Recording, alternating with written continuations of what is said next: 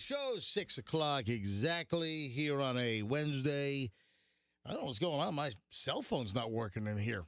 I don't know whether the Verizon tower closest to our studio, which I don't get it. First of all, our cell service is just horrible in this building. Our cell service, we're sitting at like 4th and Gandy. I mean, we're in the Koger deal here in St. Pete, and the cell service right here in a pretty, I guess, industrial, not far from residential. Our cell service here, at least with, I'm Verizon. I really never have any major problems with Verizon in this entire Tampa Bay area. And my phone is just busted this morning. I mean, did you reboot it? I rebooted it. I'm having the same problem. I changed network types. Mine won't. I'm sitting with my phone against the window. So my phone is literally leaning up against the studio window to the outside, and I got nothing. What, you can't receive calls? I have no bars. Like, there's no bars on my phone. I've got the exclamation point, which says, no network connection is what I've got. Well, you know what you guys can do? Now, hold on a minute. Rox, you are what carrier? AT&T. You have AT&T. Fester, what do you have? I'm a Verizon. So you have Verizon as well. Do you have any cell service? Do you have any bars in this place or what? No, I'm just looking at my phone and I have 3 little empty dots and then my Wi-Fi signal. Yeah, me too. Yeah, me too. Are you on Verizon, Frog? It's 4 little dots. Frog, are you on Verizon? Yes. And you've got... I'm trying to call you right now, MJ, and yeah, what's going on? It's not going through. It's not connecting. Yeah, hold on. Let me try from the It's taking landline. a long time. Hang on a minute. Let me try. What happened? I'm trying to buzz my cell phone here. Hold on.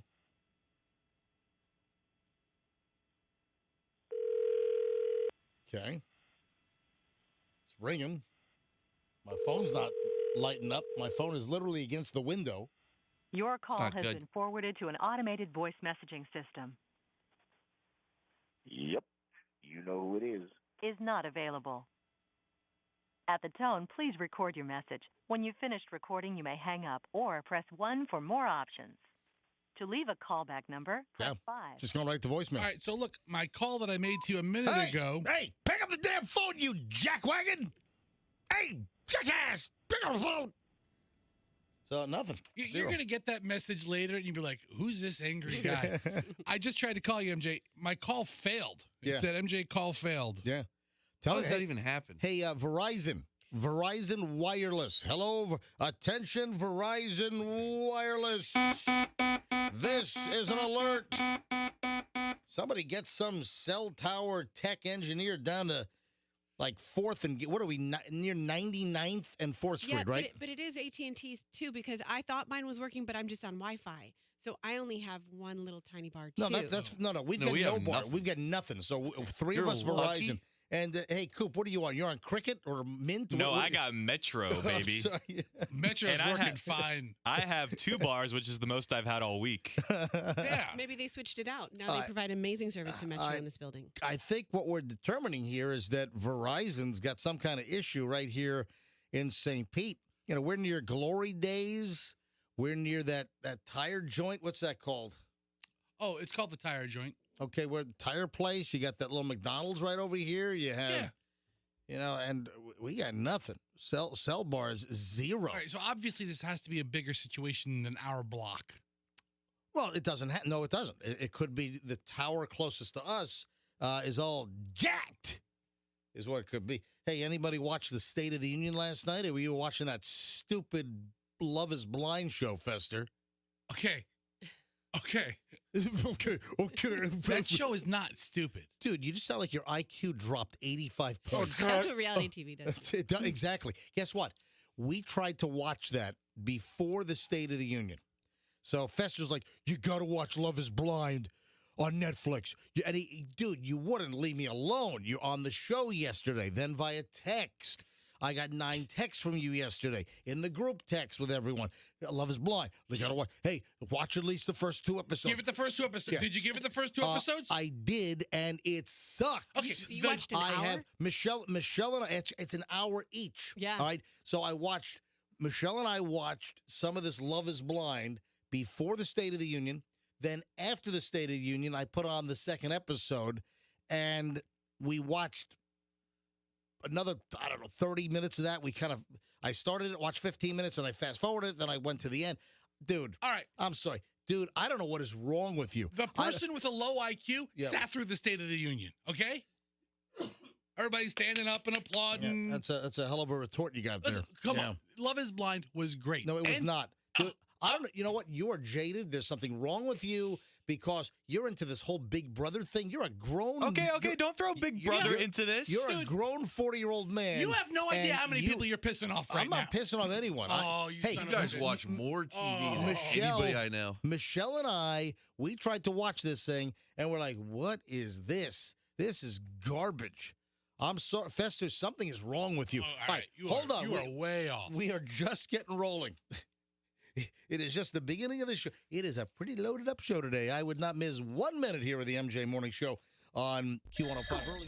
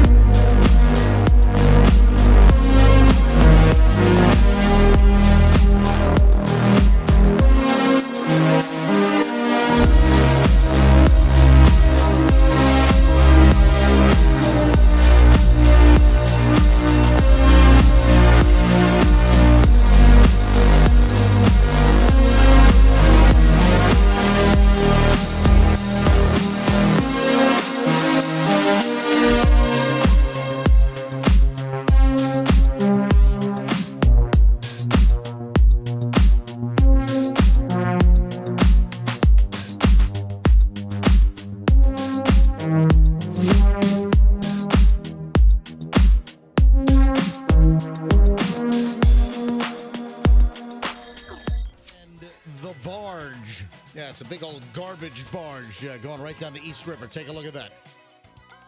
Or I guess it could be going down the Hillsborough River. Probably dumped off a whole bunch of those stupid scooters that keep whole barge of scooters. It's the barge. All right. Hey, it's like the plane, the barge, the barge. By the way, it is the MJ Morning Show. It's Q105. My cell service is back. It came back during the last commercial break. They must have heard you. I don't know. Listen, maybe the cell tower, maybe the local tower was like rebooting. I mean, it's got to be all computer run. Maybe it got the blue screen of death that it rebooted. Or maybe somebody from Verizon was listening and some like network local Verizon wireless engineer went on their computer thing. Oh, look, we got a flashing red light over there near 4th and Gandy. What's going on with that cell tower? All right, let me hit the reset button. Maybe just call the corporate office and, hey, turn on Sector 6. I'm just picturing some fat like guy asleep, like Homer Simpson, and he's like, "Oh God, I forgot to hit the button." Working at the But, hey, Verizon. guys, literally, my cell had no service from 5:45 to about 6:10, 6:12. Okay. Yeah, but me clearly- either. Seriously, nothing, 0 bars, nothing, and then no service. I mean, my phone was saying no service, and then suddenly during that last commercial break, I look over at my phone and it's back up. I've got, half the bars. The cell service right here kind of sucks. At least for Verizon, it's not great. And in our building, it already blows. Our studio's on the edge of the building near a window, so we kind of have. I get passable cell service if I'm close to the window. If I walk out to the hallway, forget it. Yeah, no dice. Yeah, but cell service is back at least here. But I think we got an inherent problem here anyway. But I'm thinking the tower was down and it must have rebooted, or maybe somebody tripped over the cord and they plugged it back in or something. I don't know. So Plug we have that an- back in, Skippy. Plug it. Yeah, Rox? We have an inherent problem here, but then also I was trying to send you videos last night. You didn't get them. So I- you might have bigger problems than you realize. No. What kind of videos are we talking about here? Yeah, listen, first of all, Roxanne sends me videos. Doug doesn't know about it. oh, Doug? Yeah, Dig Doug, her fiance. Yeah, he doesn't know. I do. I'm not sure Yeah. which Lots- side of that lots I'm of- more grossed out Actually, to tell you the truth, Doug sent me the videos and then I sent them to you. Oh, Worse. that is true. So, these are videos of the bad tenant or something? Yes, the bad tenants. Hold on to that thought for a minute. Let me just, for the early crowd, inform everybody that Fester, do you know about our little challenge that's coming up at 8 o'clock this morning?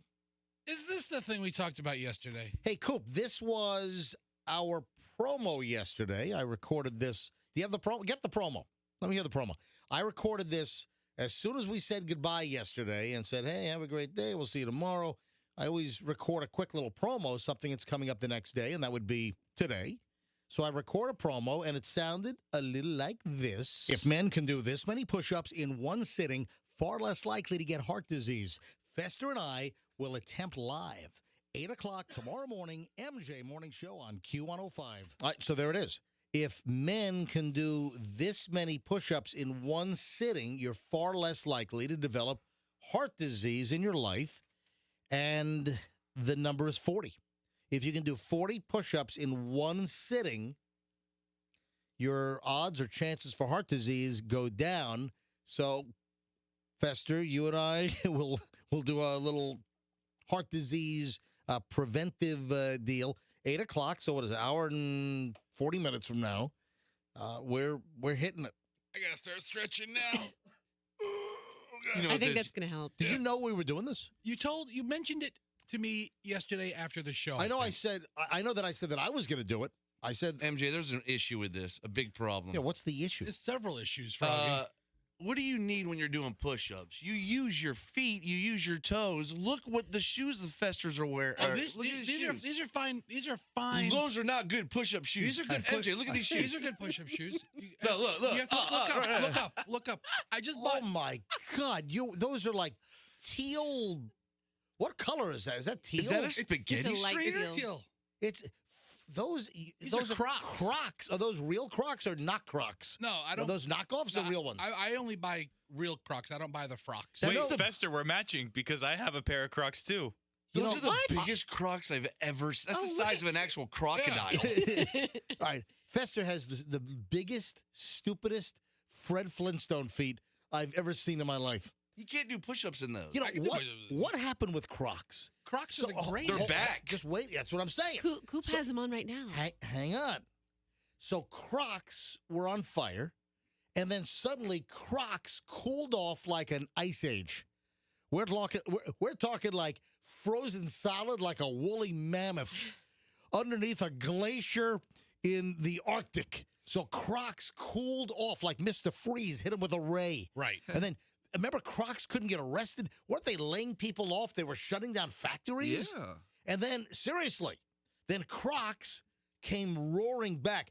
Was part of it the pandemic, actually? I think it was Justin Bieber's endorsement, right? Was They it? had a couple celebrity endorsements. They had a Post Malone Croc, and then they came out with a Luke Combs Croc. Yeah, they came out with the Crocs that targeted specific people. I mean, the Weekend wore Crocs to like gold Crocs to the Grammy Awards or something like that. Me and Fester were talking about the attachments now that you can put on them. What? They have little Attachments? What, like a blender? No, they have like little Like a whisk? Like a crock pot. No. A crock pot. All right. In these holes. I want to slow roast my stew. You know, I put my beef and veggies inside the crock, and I let them sit all day long. Well, the water would strain right out. they're delicious. They're delicious. If you put a crock in a crock pot in like 12 hours, it's almost edible. Yeah. Listen, Surely. It's tofu. That's where tofu. Tofu. Yeah, Yes. Oh, there you go. That's where Toe jam foo. That's where tofu comes from.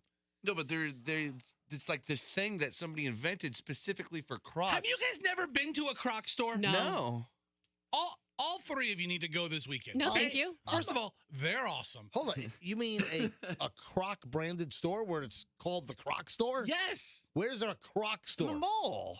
Yeah, okay. This is Right? near my house. There's one of the new Tampa outlets in Wesley Chapel. Is it like a company-owned Croc store, or is has it like no? is it a vendor? It's a company that is private that sells Crocs. No, is it's that a Croc store. Do they need fixtures? You should go. They have a store at Citrus Park, Brandon Town Center, Yeah. the Tampa Outlets. That's the one near my house. I have never owned a pair of Crocs in my life. Dude, you don't know what you're missing. No, I do know what I'm missing. You have no idea. They are hideous clodhoppers. I just don't have a desire for Crocs. Okay. I've never even had my foot in a Croc. They are the best. And during the pandemic, They are the best. the best Okay. and the best for all the French listeners out there. Le best. Listen, during the pandemic, people are home. People are getting more toward the. Hold on a minute. Hey, let me look at Fester's feet. Oh, le pew. There's a YouTube channel where a guy just takes Crocs and squeezes stuff through them and just watches. What? Oh. Like a colander? Like a cheese grater Like or a- something? like a strainer? Yeah, and he stuffs all kinds of stuff All through right, it. I'm now going to jam this whole tub of polio ricotta cheese through. Yeah. Really? Basically, that's what it is. Really? I'll try to find it for Through you. because the Crocs have the holes in them, right? Yeah, they have. It would make a perfect strainer. And I have a large foot, and for years, Crocs only had like black and navy blue in my size. Yeah, that's like a big garlic press. And then I noticed online at Crocs.com they have a whole bunch of new colors and big boy sizes. So I ordered 2 pair. Listen, I've never owned Crocs. I'll tell you right now, I'm not going to own Crocs. I'm not going to try a Croc. Anyway, hey, early morons in the news next. It is a loaded Wednesday. Early morons next. Good stuff, too. MJ Morning Show here at Q105.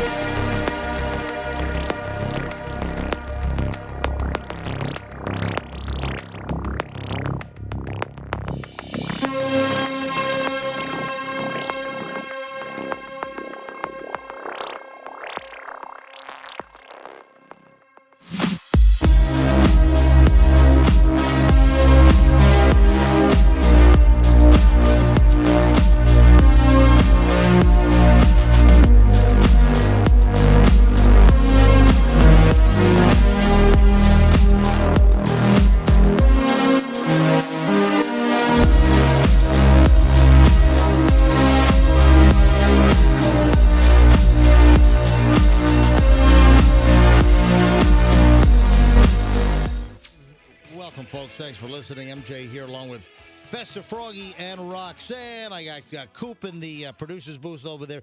6:38, rolling up on 6:39. I got the early morons of the news. We'll dive into that in a second. First, though, my God, how would you like to make $24 an hour? Man, this is... Do you mean to tell me Beasley's giving out raises? Beasley Media Group's giving out big raises to their new favorite morning show. Got to be honest, this is an eye-opener. Target, not Walmart, not Bell's, not Ross. Bell's is your third one on that list? Not Dollar General. What about Steinmart? Not Steinmart. Certainly not Steinmart. Target is raising wages up to $24 an hour for some workers. That's pretty decent. Yeah. Okay, hold on. Some workers, there's a little caveat there that I have questions with. Yeah, it's not going to be the Target in Avon Park, by the way. Do they have a Target in Avon Park? Oh, I don't know. Can you look that up for me quickly? Ooh, You've got Avon. the internet's right in front of you. I don't know that they even have a Wawa in Avon Park. So it's actually like expensive cities, but Target and distribution centers, places like New York where competition is fierce trying to find people to work, starting wages could be as high as $24 an hour. So early this week, Target, based in, anybody know where Target's based? Froggy, you should know this. You're in the shelving business. You're in fixtures and racks and shelving when you're not doing the MJ Morning Show. So where is Target based? Oh, Wichita. Okay. It's not So- Wichita. You don't know what Target is? This is, I think, fairly well known. I know where don't know. major corporations are based, Yeah. based on where stadiums are named after them. Okay, so where is Smart. Yeah. where is Target Oh, LA. based? I think the Minnesota. No, it's Okay. not L.A., Froggy. All right, Fester, where's Target I based? think the Minnesota Twins play in Target Field or something, or Target Ooh. Park. Okay, it's Staples Some is good out logic. of LA. There you go. I don't think Yeah, Staples. Are they? I don't. Well, that's where the Staples Staples. Center. That's where it is. But I don't think Staples corporate headquarters are in L.A. There goes your entire method. I didn't say it was 100%. Hey, Fester, check where Staples is. Staples, yeah, we got that. Check. Yeah, we're in LA. Do a Google search. Staples Company headquarters. Where is it? Massachusetts. Yeah, look at that. Framingham, Massachusetts. I told you. That blows your theory. I told. Well, it's not. In some places it works. Like, for example, Tropicana Field, right? Isn't Tropicana like in Bradenton? It is. Okay, Raymond James Stadium. Are they headquartered here Yeah. in St. Petersburg? Well, Tropicana, but Tropicana is owned by whom these days? Which then, of course, they're going to be based somewhere else. But yeah, Tropicana had been based in Bradenton for years and years and years. Raymond James Stadium's here in St. Petersburg. Where's the Sunny D Stadium? God, who buys The that? solar energy. Who buys that garbage? What are you talking about? who It's buys good. orange- My kids drink it. What? I love Sunny D. You guys allow Sunny D sugar-filled orange water? I say, do you guys need solar energy for the day? Wait, when you look at Sunny D, you know they have the juice content percentage of juice. What is the Sunny D juice percentage? Like 5%? It might I don't be- know, It, it's- it might be 0. It's in the 0.5. same family as Tang, right? Well- like it's as healthy as well, just Tang sugar. is- Tang Don't even- is a powder drink. Fessick, go online, find me the Sunny D label. Sunny D. Sunny Delight label. LAB. Nutrition label, nutrition. I bring this thing up. They have the Sunny, all right. Go right here, go right there. Haven't you seen the commercial with the kids? I was right. Contains 5% juice. Wow. That's a Hold on. lot. Oh, that's a lot. Well, how much does Juicy Juice have? Well, probably Just name Juicy Juice. 100%. None. Dude, you get Juicy you get Usually when you get some Tropicana or you get some Minute Maid or whatever or Florida's Own or Simply Orange. or what's there's a brand that we've been buying lately at the supermarket. It's another Did Florida you say brand. Minute Maid? Yeah, Minute Maid. I mean, Minute Maid's just like Sunny D. wait, hold on. When you listen to me, when you buy orange juice, it's 100% juice, unless you're one of those suckers that buys like the 50% off Tropicana. Yeah. Why don't you just buy the whole thing of Tropicana juice and then just cut it in half with water? Yeah. That's like all they're doing anyway. So you'll pay the same amount for the 50% or the light orange juice that's cut in half with water when you ought to just buy a regular thing of orange juice and just add 50% water yourself, and you get twice as much. But go back to that label. Fester, go back to that Sunny Delight label. Oh, I got to pull out. I thought we were done with No, these I'm not. Sunny I'm Delight. not done with that. Okay, you know Sunny- what? I'm making my own morons in the news this morning. Are you serious, Froggy? Maybe that's that one time I brought it for all when I was a coach. I used to bring little ones for the kids, and maybe that's some parents didn't like that. Froggy, are you have Sunny Delight in your house? We call it Sunny Delicious because I call it Sunny Dum. That didn't work. It is a Sunny Delight. All right. Contains 5% juice. The first ingredient, water, then high fructose corn Did you syrup. hear the first ingredient? Water. What are we made of? Water. Then the second ingredient is high fructose corn syrup, and then 2% or less of each of the following. Concentrated juices, orange, tangerine, apple. Is that lime? Lime and grapefruit, citric acid. Listen to all that Flavoring. health Dude, Flavoring. it's 5% juice. The I got rest is water and sugar and high fructose corn syrup. Why don't you just let your kids have Mountain Dew for breakfast? Oh, they also like those ones. What are they with that you put the straw in? The little pouch. The Capri the Suns? Capri Capri Sun. Sun. Yeah. Sometimes they'll have that for Hey, breakfast. guess what? Some of the Capri Suns, though, I think some of the Capri Suns are 100% juice, aren't they? I don't know. And then some are not. Yeah, I mix them with vodka. Yeah, Rox, you were trying to. Well, Fester and I have conflicting information, but I'm looking at a Sunny D nutritional thing, and it doesn't even have any vitamin C in it. You get No, 0%. it has vitamin D in it. No, it does have vitamin C. This has 200% vitamin C. I think that's a lie. So they add 200% vitamin C. See? And that's living right inside the high fructose corn syrup. Don't hate on Sunny D, dude, all right? It's orange sugar What water. were you going to say? It's what? It's orange sugar water. okay. Big cup of sugar water. This stuff is sugar water.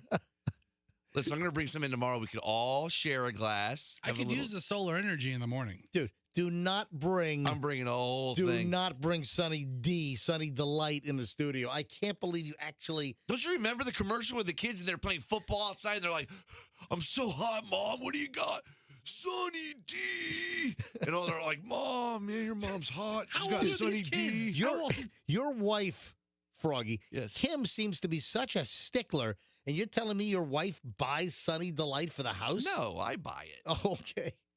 It's usually for me, but my kids usually like to take it. Tell you what, why don't you just get a bucket of water, Yes. get a whole 4-pound bag, it used to be a 5-pound bag of Domino sugar, Mm-hmm. dump that in the bucket with the water, and then just get some orange food coloring. Hey, kids, here's Sunny D. Yeah, that wouldn't be far off. I'm telling you, it's not far off. Or I could just buy a bottle of Sunny D and not make it like Yeah, I'm where the Amish. hell was I? Oh, Target. How do we? Target's giving $24 an hour, not in the location in Avon Park because Avon Park doesn't have a There's Target. no Target out there? No. All right, so here's the deal. So Target, which is based in Minneapolis, they said earlier this week they're going to adopt the minimum wage range from $15 to $24 an hour. The highest pay going to hires in the most competitive markets. It currently pays a starting wage universally, I guess nationwide, at $15 an hour. And the new starting wage range is part of the company's plan to spend an additional $300 million on the labor force. But in very competitive markets, $24 an hour. Doesn't it make you wonder, though, if they're going to cut their overall number of employees and bring in more robots and self-checkouts?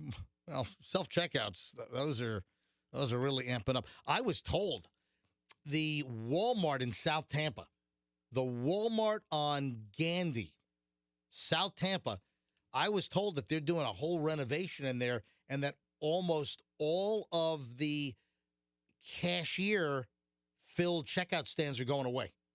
I was told that almost all checkout at that Walmart in South Tampa, I don't know if this is a model they're going to carry across all Walmarts, but I had the cashier, last time I was at the Walmart in South Tampa on Gandy, is about maybe 2 weeks ago, and I had a conversation, and you want to know why? Because the self-checkout had a line that I've never seen that long. There were only a few of the cashier-filled checkouts, and when I finally got it, was like 8 people in line at the one I was in, and then the self-checkout was even worse. When I finally got to the cashier, I said, "Yeah, you guys have a labor shortage?" And then she said, "Yeah, it says people are this and that," and then you have to talk to everybody. Then she said that, oh yeah, we're redoing the store and it's going to be almost all self checkout.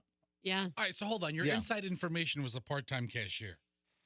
Is that what I don't know. It was part-time. Might have been Sam Walton's daughter just doing like one of those CBS The Boss things. Yeah. What was that? Undercover boss. Yeah, undercover boss. At the Walmart in South Tampa. Exactly. Yeah, that's what she's doing. My name is Sarah Walton. I'm the I'm from the Walton. My family has like 6 of the top 10 richest people in America slots. She has a beard. Yeah.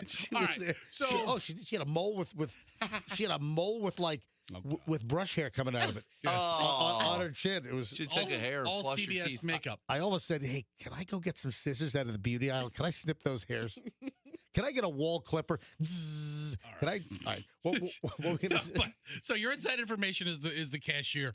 I am a pro self-checkout guy. Even if it's a long line, the line moves a lot faster because of the cashier Barker, who's like, all right, over here, over here. Over here, you pay with card? Yeah. Over here, over here. She keeps it moving. The lines at the South Tampa Walmart have been a little rough when I've been there over the last maybe month or so. I didn't get to the morons yet. All right, hold on. I've got a couple of really, really, really good morons in the news. We'll get to those next. But I thought we did a nice job filling that segment. What do you think? Thanks to me. All right. We're back in a minute. I will dive right into the morons in the news next and a lot more. In a minute, here on the MJ Morning Show at Q105. Hey, Zero Res, they've just rolled out their March special.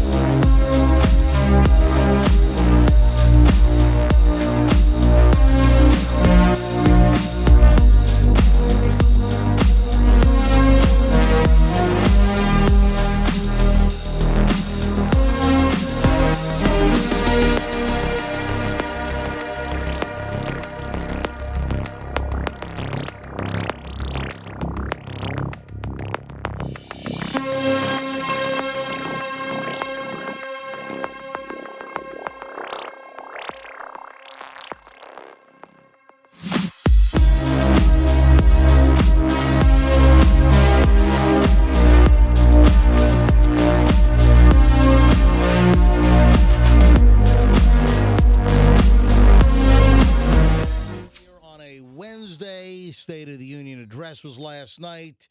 And, Rox, you watched and you said you were watching, just for a second, I'm not going to get into any detail. Obviously, the Ukrainian situation was brought up.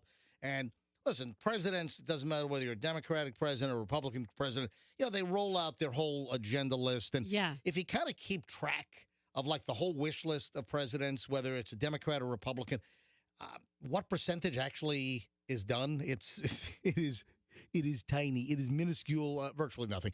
Anyway, so you made a mention to me off the air about texting between your girlfriends. Yes. And you have a group. How many women are in the group text? Okay, so I have 2 different group texts.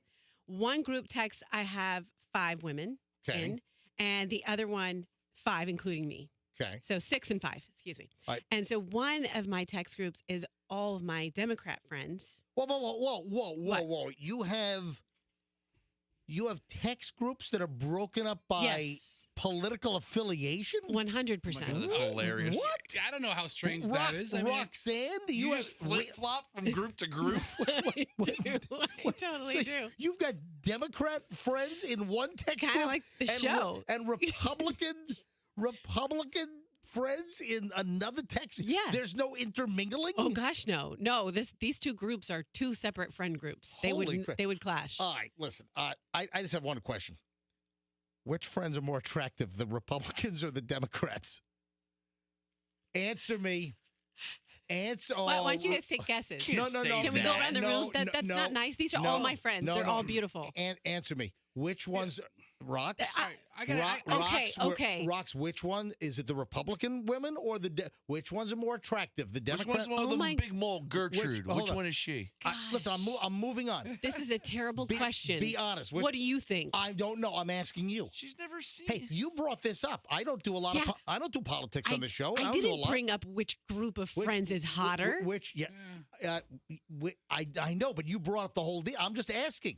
This is a natural guy thing. So which group is more attractive, the Republican women or the Democratic? I'm just curious. The libertarian. I can't imagine she hangs out with any unattractive women. Guys, bunch of mean girls. They're all pretty.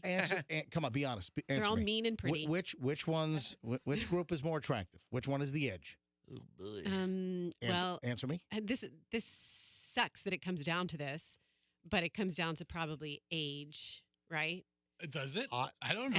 Rox, I want to move on. Just answer my question. Probably the Republicans are a little bit younger. This is a horrible question. Oh, Republicans are younger. You're trying to just skirt the issue. I'm just curious. Very political answer. All right. Just curious. All right, I've got early morons in the yes. I mean, it makes Roxanne bi-partisan. Yeah. She's bi. She's bi. Listen, I've got friends. Plays both sides. I have friends. Plays for both teams. I have friends Is that on. what it is? Go ahead. Can I get a word in here? No. Roxanne's on a roll. I have friends. You know what it is? I have friends on both sides of the aisle, and you know what? A friend is a friend, right? Of course. And listen. The bottom line is, if there are issues, you have a friend that you like, you just don't talk about politics, or you pretend you agree with them. Well, no, I don't pretend I agree. I'm not going to change who I am. I'm just not going to get into it. That's Roxanne. I just pretend I agree with them. I'm not going to change their mind. See, you're saying you're not going to change my mind. I'm not going to change their mind. You don't get into it with them. Yeah. If you have a friend that you like, just don't get into the politics. That's it. Yeah. All right, moving along. Early morons in the news. Guys, there are a couple of reasons why I'm doing this story. The woman's last name, and Fester, you got to bring up this woman's mugshot. Okay. There's a couple of reasons why I'm doing this story. The discovery of a severed head leads to the arrest of a woman in Wisconsin, and it's some kind of whole grisly, whacked out, drug-fueled chains and and she's not bad looking. Okay, I was about to say. She's a bit attractive. Kind of looks like Fester's wife a little bit, to be quite honest. When you said bring up her mugshot, yeah. I didn't know what to expect. Oh, you were expecting some ogre. But I think she's a very pretty woman. She has long dark hair. Well, she also has a little similar look to your wife, Allison. My wife isn't rocking this kick-ass neck tattoo. What's up with that? She has like done makeup in her mugshot. Yeah. All right, listen to the story. This is crazy, and I'm gonna make this more acceptable for broadcast. We do everything on the show. All right, we do a little bit of everything. So this woman in Wisconsin is in a whole lot of trouble. Her name is Taylor D. Shabusiness. Ooh. That's the That's a best good- last name yeah. ever. Her last name is SCHA and then the word business. Getting How down is her to middle shove it. name not Mind? So it's Taylor D. Shabusiness. Mind your own shabusiness. Taylor Mind Shabusiness. I've never heard that last name I before. have never heard. It's It's great. SCHA and then the word business. BUSINESS. It's spelled just like business. It is. That's the That- point. that's the point. Her name is Taylor D. Shabusiness. 24 years old, and she's attractive. She looks like a wrestler. Mind your own business. All right, she's charged with first-degree intentional homicide, mutilating a corpse. Oh. All right. A court commissioner has set bond at $2 million. Yesterday afternoon, this is yesterday, Shabusiness seemed calm when she appeared before the Brown County, Wisconsin court via a video conference, only acknowledging that she has the right to an attorney. The prosecutor said this is one of the most serious offenses that we've ever had in this county and in a long, long time. The state of Wisconsin is arguing that Shabusiness has ties to Texas. She's a flight risk. Here's what happened. She apparently was put on probation 7 weeks ago before the crime. She was supposed to be wearing a monitoring bracelet, but apparently was not. I think the facts are extremely concerning and disturbing and go to the violent nature of the offense. Green Bay, Wisconsin police said they were called to a home around 3:25 in the morning on February 23rd. A person who lived in the home reported finding a head in a bucket. Oh. Is Shabusiness? What are you doing? My business is removing heads. What's your business?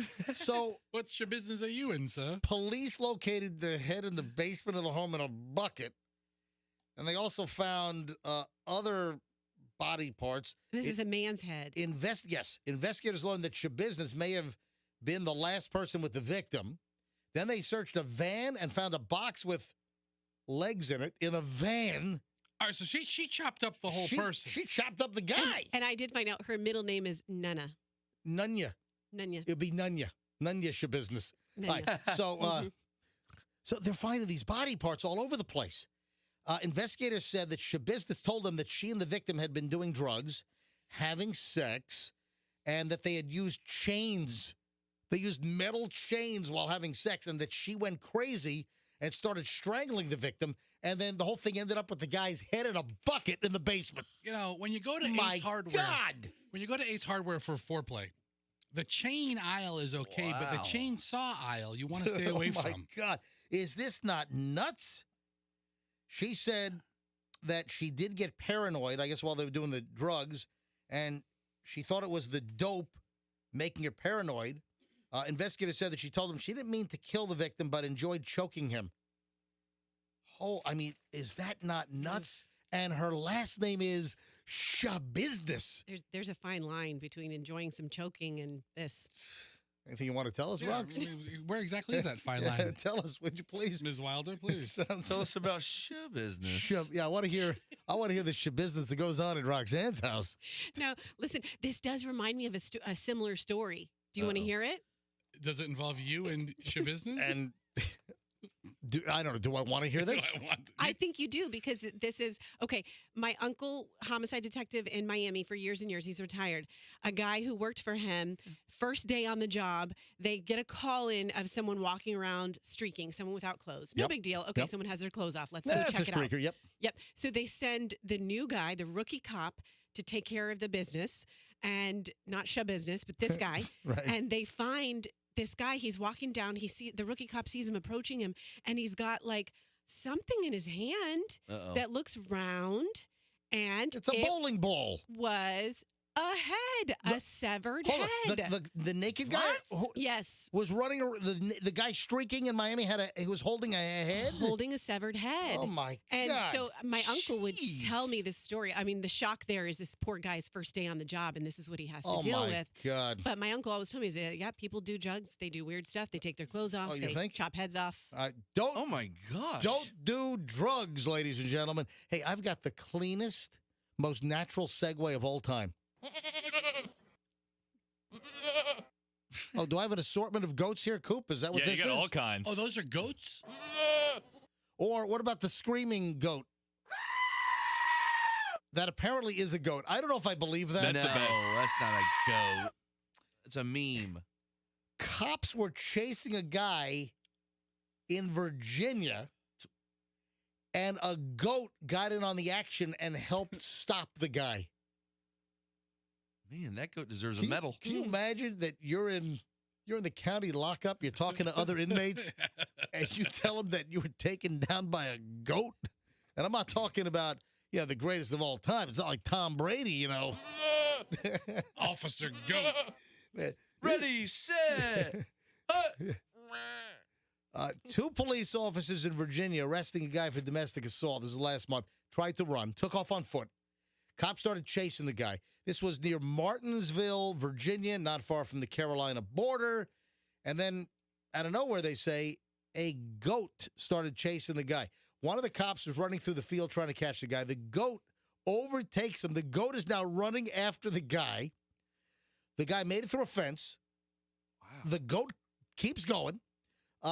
And they go into the woods, and that's where the goat apparently helped corner the guy in the woods. Whoa. The goat then helped flush the guy out of the woods. They arrested the guy, and he probably should get some kind of commendation. He's the goat, the greatest. Mm-hmm. They should make this thing a police goat. Seriously, deputize this goat. For real. He'll take down anybody. He chases you, corners a stop, and then he's He's like, you're under arrest. you have the right to reside. Put your hands behind your back. I'm going to read you your Miranda rights. Actually, the back, that works pretty well, right? Put your hands behind your back. Sorry. By the way, Back. what's the difference between a noise that a goat makes and the noise that a sheep makes? I have this conversation all the time with my kids. I don't know. Aren't they All kind the of? time? Yeah, we do. Aren't they kind of close? I think they're the same, right? No, they're not. A goat is not a sheep. No, the noise. But I think the noise is somewhat similar. I never even thought of this. I think the sheep is a little more muted. I do like that. Put your hands behind your. Back, back. Do we have like sheep and okay, which was that? That's so cute. That's a goat. That's a goat. All right, Coop, can you help us out here? I think it's okay, sheep is deeper. All right, that is Or like that's a goat.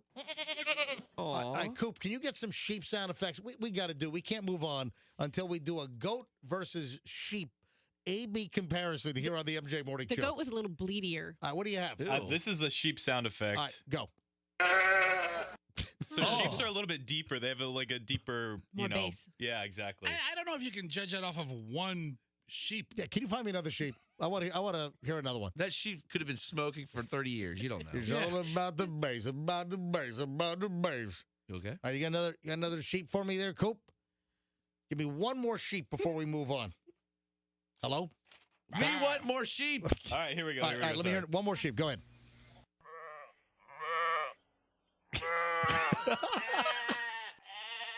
All right, that's sheep. Now here's the goat. One more goat.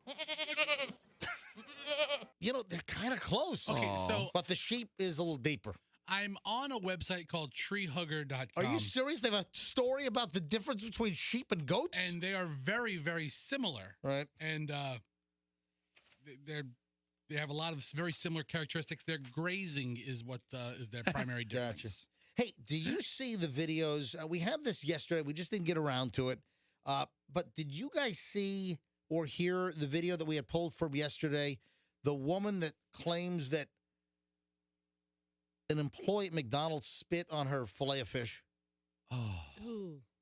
I actually order it with that. Like, No, you don't. I'll You take a stop filet it. of spit, All please. right, first of all, let me be clear. I think that at any restaurant, wherever it is, that tampering with food, I think is an extreme minority. Absolutely. I don't think it happens a lot. But listen, in any walk of life, any business, any company can get a bad employee. So just wanted to put that out there first. So this woman on, of course, the TikToks, this woman is now threatening to sue McDonald's because she thinks that one of their employees spit in her food. Kendra Fierce, that's her name. Kendra Fierce. What's with the last names today? From Shabusiness to Fierce. Yeah. Apparently, her whole Instagram account. Now, hey, Coop, did you say like her whole, I'm sorry, TikTok. Her whole TikTok feed is she's like all unhinged over Dude, this. Tell me about it. It's like, okay, her entire TikTok page is just her talking about this one situation about maybe spit being in her fish fillet. And I have the audio if we want to play it. Oh gosh. All right, how many cuts do you have? This is just the one. She has tons of videos, but she all says the same thing. All right, in the first video that's gone viral, I guess she's crying and she explains that she went to a McDonald's late one night. She ordered a fillet of fish because she was hungry and had no food at home. She says the fast food restaurant had to remake her sandwich because the first one was not up to par. So she then noticed something fishy about the mayonnaise, and she thought that there were bubbles. The mayonnaise was bubbling up. Okay. Oh. All right. So what? I'll give her benefit of the doubt. Let me hear the audio. Go ahead, hit it. So pretty sure I'm about to sue McDonald's for actually spitting in my food, and I have a video. Yes, I've been crying. I was really hungry. It's the only thing open at 3 o'clock in the morning in Airdrie, and I have no food in my house because I haven't gone grocery shopping. And they made me a filet of fish, which is the only thing I can eat because I'm a pescatarian, and they gave me a horrible one after making me wait. So I went back, asked for a new one. I opened it up, and there was I don't know, you tell me if this isn't spit. I was like, wow, that doesn't look like mayo. I look at this like 3 times a week, and so I spit on it myself. And yeah, Wait a minute. I think they... So wait a minute. All right, first of all, She did her own A/B comparison. Yeah, what a great scientific first of all, experiment. I'm inclined to come to McDonald's defense fiercely here. Yeah, her name. She sounds like she's out of her mind. Okay, she has sorry. no food at home. And she then- only eats fish fillet She's a pescatarian. 3 times a week. So let me go get a big fried fish patty. All right. So she goes, and then she thought that there was spit on the second one because she said to them, "This is not up to par. I don't. Please make me another one." So they made her another one, and then her claim is that there was retaliation, and that she thought that there was spit in the mayo. Actually, it's tartar sauce, isn't it? Yeah. It's. She doesn't even listen. she I've doesn't had. even have- She eats it 3 times a week. He doesn't even know what's on it. She doesn't even have her condiments right. Listen, I think I'm Team McDonald's on this one here. I think she sounds like she's a little bit out of her mind. And then, and she doesn't know that it's tartar sauce. It's not mayonnaise. You don't know the difference between mayonnaise and tartar sauce? And they gave me packages of human blood with my French fries. I don't know what that is. That's disqualifying. I'm sorry. So wait a minute. Did you hear the part where she said she spit on it herself? Yeah. All right. So she was trying to do a comparison. So she claims, is there another video on this?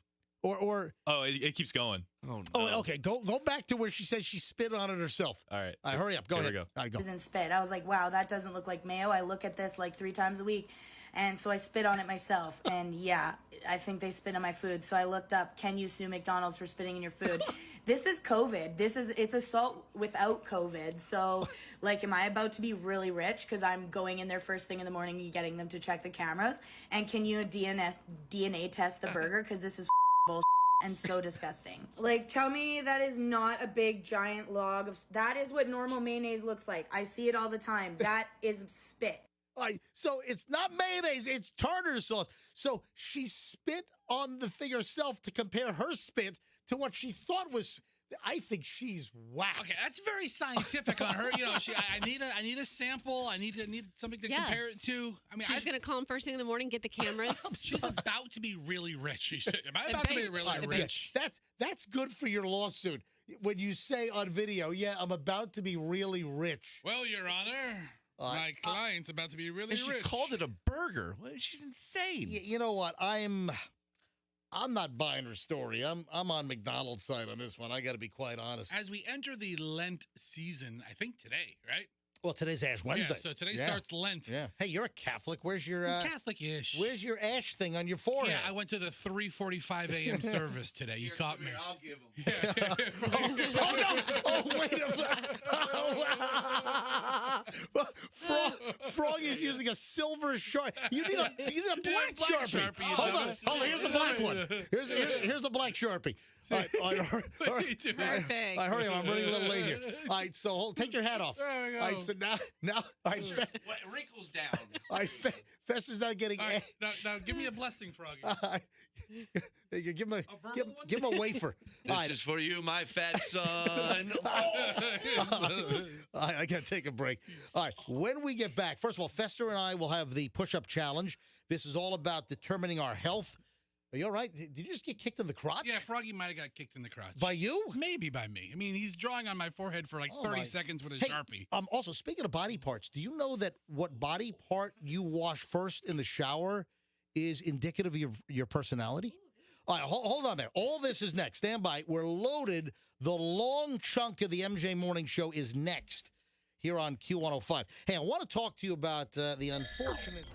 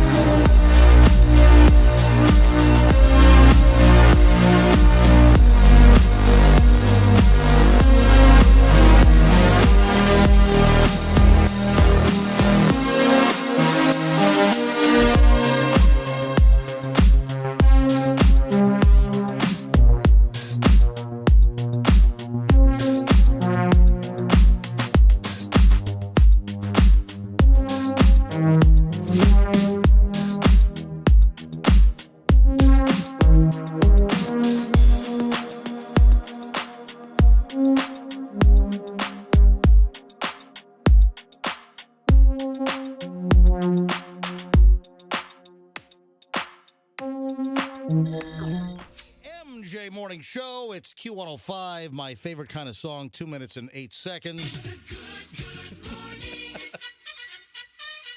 MJ Morning Show.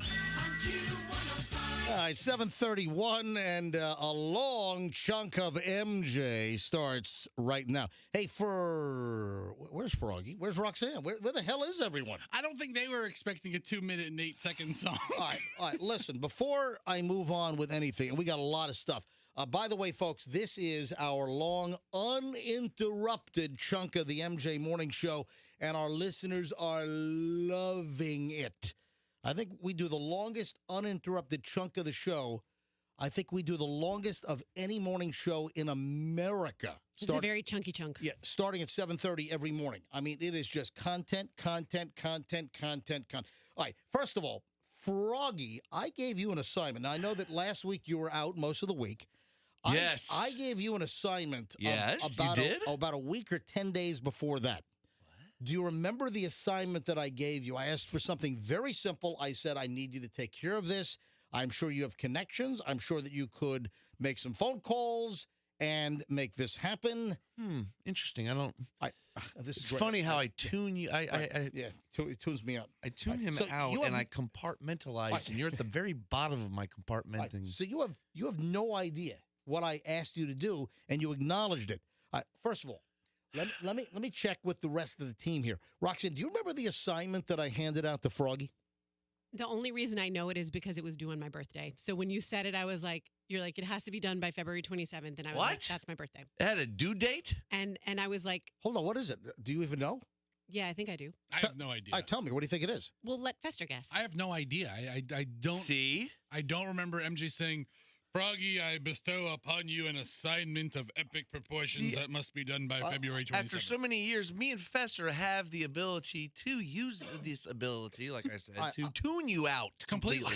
Completely. I don't think I put a date on it, but you 100% did. you sure? Yeah, I would remember if I heard my birthday as a I think date. if it's the same thing that I'm thinking of, I think you did put a date on it. All right, I'll tell you what. Fester doesn't know. Froggy, who had the assignment, doesn't know. Tell you what. Oh my God, I feel like I'm in school again. Yeah, you sound like my daughter with homework. I don't know. Coop, our producer, and Roxanne, I want you guys to say it together. What do you think it is? 3, 2, 1, go. Channing Tatum. Exactly. I don't remember that at all. Both of them. What about him? Boom. All right. What was the date? Well, you said February 27th, and I thought that was, well, first of all, in my head, I'm like, oh, that's my birthday. And then I was also like, and that's a Sunday, so we're not going to do. So actually, you gave him something impossible to do. No. What about him? I don't remember. I don't remember the date. And who is this person? Who? All right. Channing Tatum. Oh, Froggy. him? Dude, he's a loser. He's a has-been. I mean, dude, he's making pet movies now. Ugh, the lowest. of the He low. has been in a movie in what? Days? He's Please. he's about to star in this Lost City movie. No, he's With- not. Yes, he is. He's not in. He's in B movies. He's on Skinamax. He's not on Skinamax. I wish. Folks, do you know that Channing Tatum is from Tampa? Oh, Do you know God, that I'm tired of this guy. Do you know that actor Channing Tatum went to high school, was in Froggy's class at Tampa Catholic? What years were you there? What years was Channing Tatum at school with you? I was there from 95 to 98.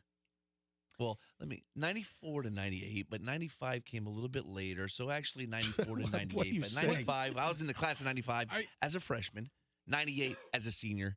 He came in, big shot Channing with the cool hair and the jawline. The jawline. Came in junior year Right. and just stole the show. Who's this guy? Ooh. Got all the ladies, huh? Tired of him. So Channing Tatum, a Tampa boy, went to school with Froggy at Tampa Catholic. I saw that he had this new movie coming out, Lost City. There are a bunch of other celebs in that movie. Who else is in that thing? Who probably Brad would? Pitt. Gallagher? Is Matt Damon? Brad Joe Pitt. Piscopo, probably. Matt Damon is? No, I know Brad Pitt for sure. Daniel Radcliffe. Oh, that's Harry Potter. Yeah. So somebody named Sandra what's her name? What are you, Porky Pig over there? Sandra Bullock. That's awful. Bullock, yes. So I don't know. I never heard of her. There are a lot. Stop it. There are a lot of celebs in this thing, and I said to Froggy, you know what? I have an assignment for you. I want you to go get Channing Tatum. I'm not. No. Call his mother. I know he has friends that you know. We need to We're get not him. friends with him anymore. I need you to get him on the show. I gave you an assignment a couple of weeks ago. I said, Froggy, I want you to do just one thing, and that's get Channing Tatum on the show. I'm not a celeb humper like you. I'm not a celeb humper. Yeah, you are. Oh, I'm friends with Bill Nye, or Jerry Springer, whoever it is. I don't care about celebs. I'm not. If Chan was here, right here, I would say, good for you, dude. Good for you. And Froggy, I don't care. I gave you one assignment. I said, go get Channing Tatum. He's got a movie coming up. It makes sense to have him on. We can talk about his growing up in Tampa. Coop, book him. Froggy's extreme jealousy. What? Oh, speaking of celebs, any further word from the Howie Mandel people? Nah, they left me on red. Okay, and you want to be the executive producer of this program. I am on Froggy's best friend Channing's Wikipedia page. Yeah. And it said Tatum spent his teenage years in Tampa. That's Channing, not Tatum. Whatever the hell Yeah. is whoever. This hack actor spent his teenage years in Tampa. Right. Initially attended Gaither High School. His parents wanted more effort and gave him the option of selecting a private school or attending a military school. So he chose Tampa Catholic High School. See, that's on Wikipedia. A brilliant move. He graduated in 1998, was voted most athletic and most likely to be a big famous star. No, Froggy. but he did win and cutest couple. All right, Froggy, I give you one assignment. Go get Channing Tatum. I'm going to reiterate my assignment. Go get Channing Tatum All right, hang on and a second. have him call in. All right, and the latest on Howie Mandel, if you don't know the story, Howie Mandel's people called us. Does anyone have Channing Tatum's cell phone? Come on, any local Tampa folks, if you have it, call us up. You care about this a lot more than me. I think you're in Froggy, love with or the guy. Anybody else? I am not. I think you love him. All right, Coop. So Howie Mandel's people, they call us. Howie would like to come on the show. He's promoting a local comedy act he's doing. He's going to be in town soon. Howie Mandel doing comedy shows, and they want Howie to come on the show to promote the event. I'm like, absolutely. We don't do a lot of comedians on the air. Listen, bottom line is most comedians on radio, I'm not a huge fan. And a lot of listen, there are some great comedians out there that can be great on stage. I just find hour-long segments with a comedian that's appearing at a comedy club. I just find it to be just dull, lazy, boring radio. All right. I like it when the host looks at their CD track listing and goes, "Oh, so tell me about this problem you're having on airplanes." And I'm like, "Well, let me tell you. I was on an airplane just the other day, and boy, have you noticed the peanut bags? I mean, seriously. But Howie Mandel, I'm like, of course, he's on America's Got Talent. He's one of the judges. I would love to have Howie Mandel on. So they came to us. So we say, yeah, we'd love to have Howie on. And then, how about 1 o'clock in the afternoon on Friday? I'm like, what? Okay, hold on, Mr. Exaggerator. It What? was noon on Friday. No, it was 1. I thought it was 1. No, Coop, it was 1 o'clock, right? It was one. Oh, It was 1 o'clock. maybe you're not exaggerating. 1 o'clock on Friday. I'm like, the morning show goes off at 10. Actually, 9:45, the morning show, we shut things down. 1 o'clock? What are we going to hang out for Howie Mandel? Wait a minute. They wanted to do it this, and then he's in town the next weekend, Yeah, he's right? in Is that town it? next weekend. They offered this Friday.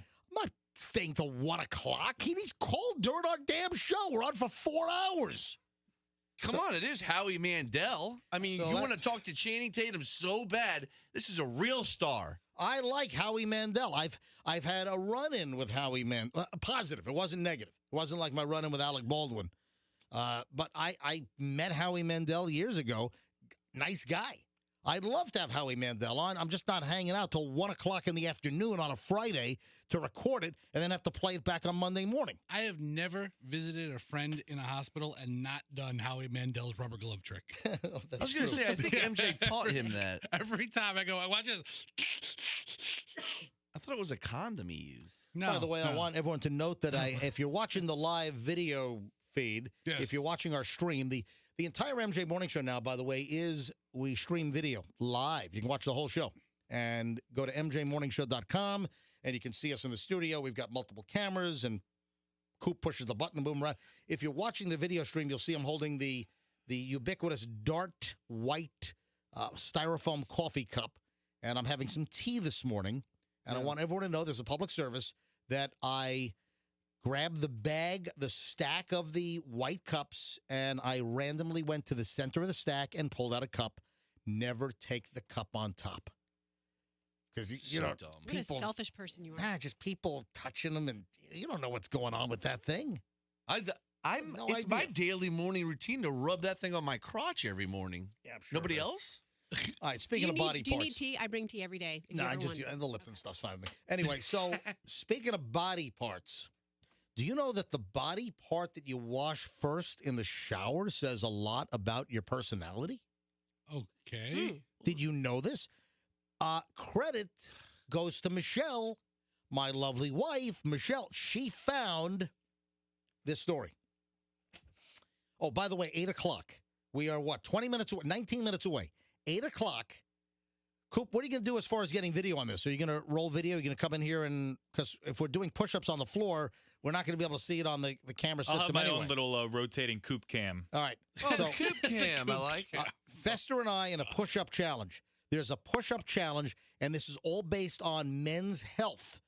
There is a men's health story regarding push-ups, and Fester and I are going to do a challenge coming up in about 18 minutes. Hold on. This is just him wanting to show off. This is all this is a MJ Flexapalooza That's over it. here. I didn't practice. I don't know if I can do it. I don't know if I can do What it. happened to your 10 push-ups an hour Hold for... on. Yeah. Yeah, what happened to that? Yeah, well, you're supposed to be doing 10 push-ups every hour. I do them at home, but it's just a little difficult during the show. Yeah. All right, so here's the body part deal. Speaking of body parts, the body part you wash first says a lot about your personality. Michelle found this, and I thought it's interesting. We have our own habits, it says, whether, shower gel, shower cream, whether you use cleansing oil, shower flour. What is a shower flour? It's like actual one of those poofs. Oh no, it's actual baking flour that you put on yourself and you cake it on. That's great. Really? Washcloth. Michelle uses a washcloth in the shower. I don't use a washcloth. And Michelle, she yells at me. She's like, "You're disgusting. You don't use a washcloth." Why? What are you in a hotel? A washcloth? I don't use a wash. Rox, do you use a washcloth? I definitely use a washcloth. What? Okay, You need to here's use why. a loofah. All right, Here's Fester, why. do you use a wash tarp? No, I use. She uses an elephant brush. I use. You ever go to Busch Gardens and you watch them clean the elephants with those big brushes? Yeah, it's a boat deck brush. Okay, Hey, when's the last deck brush you bought for your body in West Marine? First of all, you guys make all the jokes you want. Hold up his boobies. I actually use a side of ship with barnacles on it. No, I use those. That's good. I use those plastic loofahs, and my wife thinks they're disgusting because she says they just harbor germs. Yeah, she's right. You know what you're supposed to do before you get in the shower is you're supposed to take a dry brush. You know what those are? And you just, it's kind of like a loofah, but sometimes they have little massage points in them, and you rub your whole entire body dry. Oh, to before you exfoliate? get in the shower. To get like dead skin off or Yes. something? What? Yeah, I don't do that either. No, but I don't use a washcloth. And Michelle's like, "You're gross. You're not really taking a shower if you don't use a washcloth." This has been going on for like 27 years of our marriage, okay? So what body parts and what does it mean? If you wash your face first in the shower. Well, should we go around the room and say what we wash first? You know what? That is a good point. Yes, yes. All right. So, Rox, what do you wash first in the shower? Okay, so if I'm washing my hair, obviously I wash my hair first. But if I'm not washing my hair, then I wash my face first. 'Cause to get Interesting. Very interesting. All right, hang on. Fester, which part of your carcass do you wash first? I mean, What do you wash first? Come on. I mean midsection up. All right, so where do you start? The under. I know that I literally start in the same place Okay, no, every morning. So yeah, I think I start with my left shoulder, and then I think I start arms, boobs, gut, underbelly, because with a big guy, underbelly really needs a scrubbing. Oh. And then under. You don't know what you're gonna find in there. And then the giblets, then the backside. Honey, I found those. I found the missing canister of the Pillsbury croissants. You know that roll? All right, you make jokes. Like Honey, last under month, here. Yeah, go ahead. last month I found a button. What? Like a button. You know, like you have shirts. that have like extra buttons. You found And you're fat? You found an extra shirt button underneath a roll? Well, no, because you know how on those shirts, on men's button-up shirts, they put like extra buttons like on the. I know what you're talking about. Well, yes, one of them dislodged. They sew extra buttons at the bottom of the shirt. Yeah, one of my my fishing God. shirts. A button was lodged underneath. So no, yeah, That could have melted to your skin like people who get stuck to couches. So I took it was that same day. I mean, it wasn't there for like a month. So I took the shirt off. Right, And then a button falls out no. from under a fold. No, the button stayed there. I'm in the shower. And the button comes out in the shower. Yes, because everything's moving and everything's all liquefied now and everything's all soapy. Oh, dude, you know what, Frog? You got to bring in your metal detector. You need to get under there. You Yeah. might find coins and jewelry Yeah, in it's there. almost like I have finding, it in my car. finding coins in the couch cushions. It's not like finding coins because they don't put coins on shirts. However, they do put extra buttons, and I found a button that got right underneath my gut right there. Not finding coins in the couch cushion, finding stuff in the fester cushion All right, is what it is. It was just a button. It could happen to any large guy. All right, Coop, our producer, what do you wash first in the shower? I think my left arm, because I, Go for scrub your- up and then Okay. I go down. Yeah. left arm. Washcloth or no washcloth? I use a loofah. Do you really? Yeah. Oh, God, guy with a loofah. All right, Froggy, what do you wash first? Guy with a loofah. First of all, I have a loofah, and I have I've been using a 3-step process for years, and it's butt, wiener, face. So I wash my butt first, then the ween, Yeah, then I go straight to the face. the BWF. Yeah. All right, Yeah. before I get the actual list and what it means, The BW. I'm going to tell you what I wash first. Sorry. You want to repeat that, please? The BWF. That's all. That's my process. He knows the name of BWF. it. All right. So when I get in the shower, I always take a glop of my liquid soap and I put it right in the middle of my chest. Ew. And then so chest, and then I go to left armpit and then right armpit. Then I do the arms. Then I finish the midsection and then legs. Face is last because what I do is about midway through I shampoo, and then while the shampoo's in my hair, then I wash my face, and then when I wash the shampoo out of my hair, then you get the soap off your face. Do you use conditioner too? I do not. I just use like some 3-in-1 Tresemme crap, whatever. I buy a Wait a minute. buy a big bucket of something at Target. At what point do you get to the BW area? Oh, that's like among before Moving I down the torso. yes, I moved down from there, Yet it's still before your face. and then I don't use bar soap. Michelle hates bar soap. She thinks it's just gross, and I've always been using. I use Dr. Bronner's. I use the peppermint since I was a kid. I love this stuff. The Dr. Bronner's hemp soap. Seriously, you know what I'm talking about? And they have like all different kind of scents, but I use the peppermint with the blue label, and you buy it at like Trader Joe's has it. They've got the best price on it. I buy the big old quart for like $12.99. It lasts for like 6 months. So I don't use soap. by the way, Whole Foods sells the same thing. If you want to pay like $6 more, go to Whole Foods. If you want it for $12.99, you get your Dr. Bronner's at Trader Joe's. So, all right, here is what it means, though. If you wash your face first in the shower, you love money, and it shows. Others can sometimes find it difficult to get along with you because they don't always understand your point of view on a subject. Well, So- that's not me. I mean, like, because I guess I really wash my hair first. If you wash your shoulders first in the shower, they say you carry the world on your shoulders. This is dumb.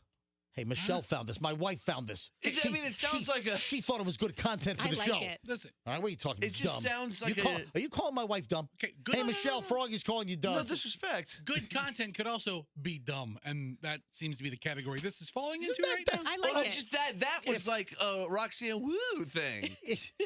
Yeah, You know what I'm saying? I carry the weight of the world on my shoulders. I shall. Oh, hang on a minute. No, You that's, yo-ho. no. Oh, hang on a Well, minute. there's a lot of who's here. Oh, here. Here it is. There it is, yeah. I mean, that's a bunch of hooey. All right, if you wash your armpits first in the shower, you are reliable and attentive. What? I wash my, I do the chest and then armpits. What about butt first, like me? Dude, But you know what? I don't wash my chest first. I put the glop on my chest, but I really kind of actually physically wash my armpits first. So Okay, you putting the glop on your chest is definitely like a woo thing. wash your armpits first in the shower, reliable and attentive. Be careful. You could sometimes be a little naive and lack self-confidence. Oh, that's not me. No. That's armpits first. I want to see Yeah. you All right, squeezing the bottle of shampoo. Well, on your hang on a minute. But chest. wait a minute. But so technically, I do wash my chest first. Chest first. And for this, it says you're often pragmatic, honest, loyal. Unfortunately, Wait, you are also naturally stressed. Is that me? not as much as you used to be. I mean, If you wash your hair first in the shower, you have the temperament of an intellectual and an artist. Oh, that's me. You often are immersed in your thoughts, but your real difference is that you are a romantic who needs love. oh, that's Roxanne. That translates to needy That's And- not needy. and I'm not clingy. needy. Does Doug wash his hair first? And then finally here, if you wash any other body part first, undoubtedly you have a very humble personality, What? but be aware you also have an adventurous temperament and don't like to be bored, especially in a relationship. That's me. So That's the biggest pile of junk I think I've ever heard. first of all, the advice here or the interpretation is the biggest pile of made-up garbage ever. But listen, we got to talk about washing body parts. So what more That was could you ask interesting. for? Yeah, exactly. Learned a lot about everybody in here. How about that? Mostly about Froggy. The BWF. Everybody, if you don't know about the BWF, you should really give it a shot. Back, All right. front, face. You got to hear in just a minute. You got to hear about this guy that got pulled over by a cop. A guy gets pulled over by a cop. There's body cam video, and you're not going to believe who he blames his speeding on. It is very, very current events based. It has to do with the big situation going on in the world right now. You got to hear this guy's excuse for speeding. I'll get to that in a minute, and then Fester and I will do the push-up challenge. This is health related, and that comes up in 8 minutes or so at 8 o'clock, so stand by. First, though, Roxanne, got another question for you. Ooh. I want to know if this is you. It sounds like it. Can I get a little more sing-songy? Should I do the whole show like this? Oh my gosh. All right, Froggy's going to belt me. A woman has canceled a date after discovering what the guy's Zodiac sign was. Oh. Now, yeah. this is... I would do that. Oh, yeah. This is like right up Roxanne's alley. Totally do that. Yeah. Would you really cancel a date or when you were in the dating mode? Because you're into this whole, woo, this is your deal. This is, the whole Zodiac and the astrology stuff. And see, I like astronomy. You like astrology. Okay. I like the real stuff. You like the woo. All right. So, are there any particular signs, Zodiac signs, that you would absolutely avoid like the plague? Yeah, for sure. For sure. Now, what is your sign? My sign is Pisces. But I mean, I do have a pattern. My ex-husband was a Capricorn. My fiance is a Capricorn. My longtime high school boyfriend was a Capricorn. So I definitely What have. the hell was this? Was Yeah. that just coincidental? My father and mother, my mother's a Capricorn, my father's a Capricorn. Like, it's definitely something I gravitate towards. That's my So comfort wait a zone. minute. You gravitate to the people even before you know what their Zodiac sign Yeah, is? for Because sure. that's what gravitates you in the first place. This yeah. magnetism of Capricorniness. I don't know. Did you have corn last night for dinner? Do you have corns on your feet? Let's. Fester has all kinds of pictures of Roxanne. Fester and his creepy photos of Roxanne's feet. No All right, corn. Why So- do we have to go back to that? So hang on a minute. Which Zodiac sign is like oil and water? Like which Zodiac sign or signs would you absolutely avoid? If you met somebody, then you found out that this was their sign. Or is it the deal where you are kind of repulsed and repelled and you kind of keep away from somebody and then maybe after the fact you find out that it's one of these signs that you don't want? Yeah. Okay. So to answer your first question, the sign, I love them in women. I like the females of these, but the males are just a bit much for me, and that would be Aries. So that's one that I Is that like April or when is Aries? Aries is March and April. So end of March into April? Yes. Mhm. So you they're don't- they're just a little bit too much for me. They're just what is overbearing. what is the worst? Is that the worst? For me, yeah. For The- Pisces. The worst for you is Aries. So I that, believe so. That's the sign after Pisces? Mm-hmm. Mm-hmm. Wow, okay. Yeah. All right, the reason why I bring this up is a guy was stunned. The reason his date canceled on him, it was because of his sign. So he goes on to this Reddit discussion group on Reddit, some kind of dating advice forum, and he asked about a barista that he had been making a friendly conversation with for weeks at the coffee shop.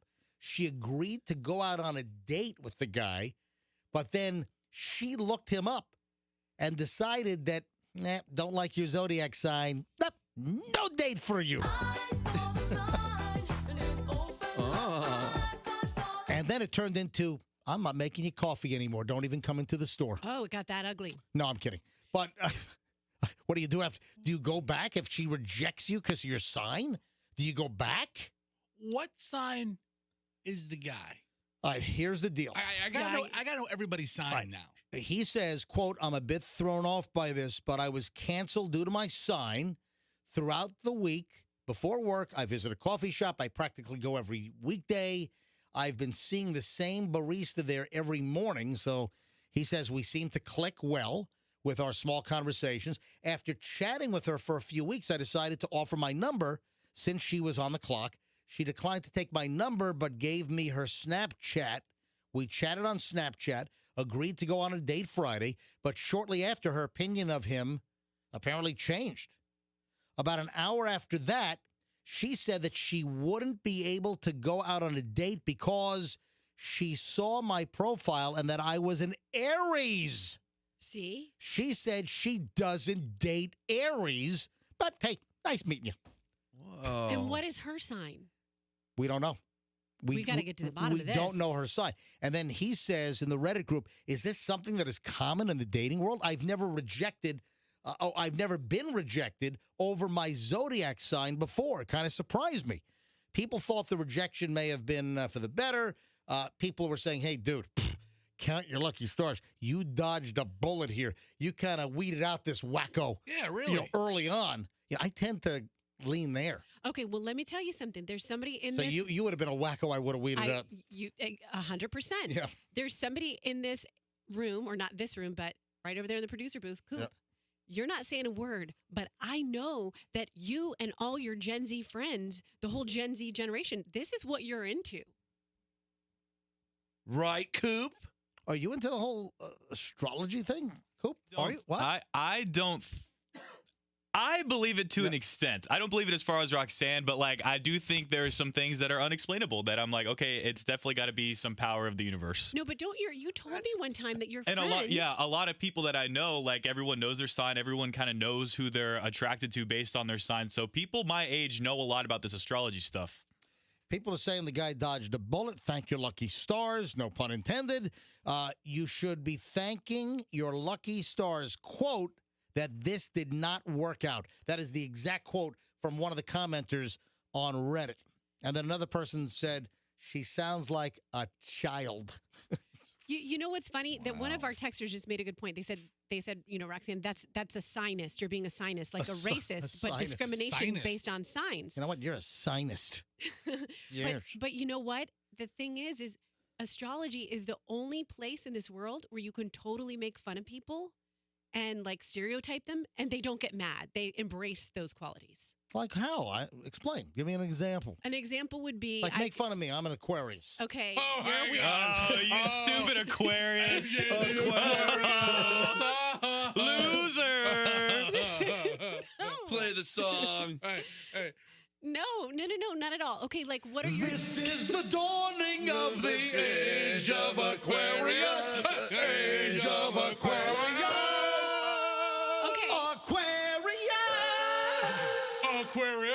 Aquarius. Okay. Dumbass Aquarius. Kind of a strange bird. You know what? I do not have an aquarium right now either. All right, go ahead. no aquarium for the Aquarius? No Aquarius make bad jokes too. Yeah. Oh. Okay, you're kind of a strange bird, like you're but I'm a strange bird. What the hell does that mean? I'm a strange bird. You're eccentric. You're unique. Is this you making fun of the Yes, hang on a sec, folks. Time at the tone. 8 o'clock. All right, go ahead. God. Okay, you are a little bit. You're lacking a sensitivity chip. Completely I'm lacking. lacking a sensitivity. There is a chip shortage right now. Yes. Yeah, there is a chip shortage. You know what? There's not a potato chip shortage. I was Yeah, in the his store. sensitive chip is a Dorito. Yeah, you're actually kind of like aloof. But all I, these, you think I'm aloof? yeah, He's aloof? Do you know he's the aloof. Do you know the definition of aloof? You guys don't know. We've had this conversation before. You don't know the definition of aloof. Aloof is like a little bit standoffish, keeping people at distance. Is that not him? Aloof That's is head in the clouds, like No. from No. what is it, MJ? All right, You hold on. know. Maybe I have the definition of aloof wrong. You Now guys I have to look up what have- aloof means. Not friendly or forthcoming. Cool and distant. Cool and distant. All right, he's yes. not cool. Meaning like keeping you like All right. cool, like Should we not take- warm. The opposite of warm. Should we take phone calls of like dating disasters because of signs? Yes. Should we take some calls here quickly? All right, I'll have to put off the push-up challenge between Fester and me.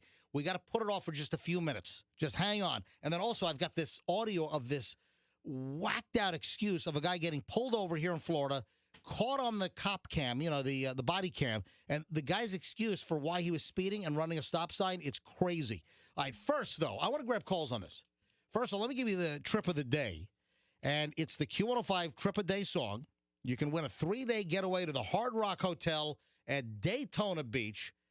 Today's song is Don't You Want Me Baby by Human League. It'll play during Mason's program at 4 o'clock. We'll play it in the 4 o'clock hour. When you hear it, just be the 7th caller, win the Q105 Trip a Day. All right, let's go to phones on this. Does anyone have just a whacked story of maybe you were dating somebody or you were about to go on a date and they canceled you because they found out where your sign was? At some point, were you already dating and then they found out your sign? Or I would imagine anyone that's really into that, they probably get the sign really early, kind of up front, right? Mm-hmm. Oh, yeah, you totally do. And you find like the most, now Coop's generation, they just come out and will ask you because they're very comfortable. But, the Is way that I true? would do it. A lot of people will use the sign question as a pickup line. It's a very easy conversation starter. Are you guys dating in like the 1970s? All right, let's Hey, what's your side? try to go to phones on this. 800-990-1047. I'm only going to take a few. I'm not going to turn this. This is not going to be a long segment. I just want to take a couple of phone calls. Has anyone listening right now to the MJ Morning Show here on Q105, 104.7 FM, has anyone listening had an issue with dating or maybe even a marriage, something over signs? Did somebody reject you because they found your sign? Or is there another angle that we're not even thinking of? The whole story that we've just been talking about is a woman agrees to a date with a guy, then finds out his sign, cancels the date. Cancels the date, doesn't want to date the guy because he's an Aries. Any follow-up to this? Anybody have a story? Anybody want to comment? 800-990-1047. 800-990-1047. If anyone has a dating issue because of a sign, the Zodiac sign, I'm sure there are some nutty stories out there. I'll grab a few. 800-990-1047. Yes. My texters are going crazy with this stuff, and they're saying tell like, the texters to call in. Pick Right. up the phone. right. Hey, So hey, texters, if you've just texted Roxanne, call in at 800-990-1047. because one's saying like Aquarius is not good for Pisces, and another one's like I'm a Gemini, and when girls find this out, they want to go out with me, but then when they find out that they're Gemini, then it turns them off. So there are things that people, they have stigma because of their sign. Is there like one rancid, really awful, awful sign? Yes. Or does it just vary among people, if you believe in this hocus pocus, that it varies depending on what the other person's sign is? There are good and bad people in all the different signs. All right. Yeah, but Like, is there like you know what I once read? I think most serial killers were Aquarius. Probably. This is the dawning of the age of an Aquarius. did you really read that, or did you just want to sing the song again? Rox, can you look that up? I think, just Google quickly, serial killers I've done it before. Aquarius. I think that's I accurate. can see you doing that. It's already Hold on, saved in you her search could history. see me being a serial killer? I can see you snapping one day like that movie. Oh, falling down? Yeah. You just have a bad day going to work and that's let me go it. to phones. Phones are loaded here. Festa, bring up the call screener, would you please? Yeah, sure. It's not even opened up. You know I'm going to Well, phones. I'm trying to find the rancid Zodiac, and Hey. that's cancer. Michelle. Yeah. Michelle St. Pete. Hey, Michelle, you're on the MJ Morning Show. Hi. Good morning. Morning, Michelle. Any issue with zodiac signs and dating? I was just calling to agree with Roxanne on the Aries male. I am an Aries female, so yes, I see her point on the female side, but I definitely see her point on the male side. I dated a male Aries for about 12 years. Jeez. Well, that's quite an investment there. Yeah, it took you a while to figure it out. For a decade plus two, and then It sure did. So what finally happened after 12 years? Well, actually, my absolute no-go is a Cancer. They're very sensitive. They're very possessive. They're very aggressive. Let's just say I backed mine over with my pickup truck. Whoa! You ran somebody over? You backed over someone with your pickup truck? What? I backed over him with my pickup truck because he was trying to hit me. Whoa! Hey, wait a minute. This was the Aries?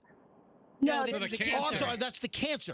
All right, you ran over a guy with your pickup truck? I backed over him. Yeah, get it right. Oh my God! So, how fast were you going? I wasn't going fast. Did he go underneath the truck? Did you knock him down? No, I hit him with the door. Oh, you mean the But I tailgate? did knock him down. Awesome. All right, so you're Did he calling- call the cops? Did he get busted for assault with a vehicle?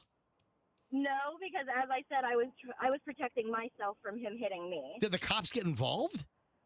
No. Oh wow, that's I great. figured after I backed over him, I shouldn't call the cops on him. Oh yeah, maybe a good idea. Festa, were you going to say No, I'm something? just thinking, he's the aggressor, and you're the one that hits him with a car. Well, I mean, it just illustrates that they're a terrible match. Cancer and Aries are Yeah. terrible. My God, that's nuts.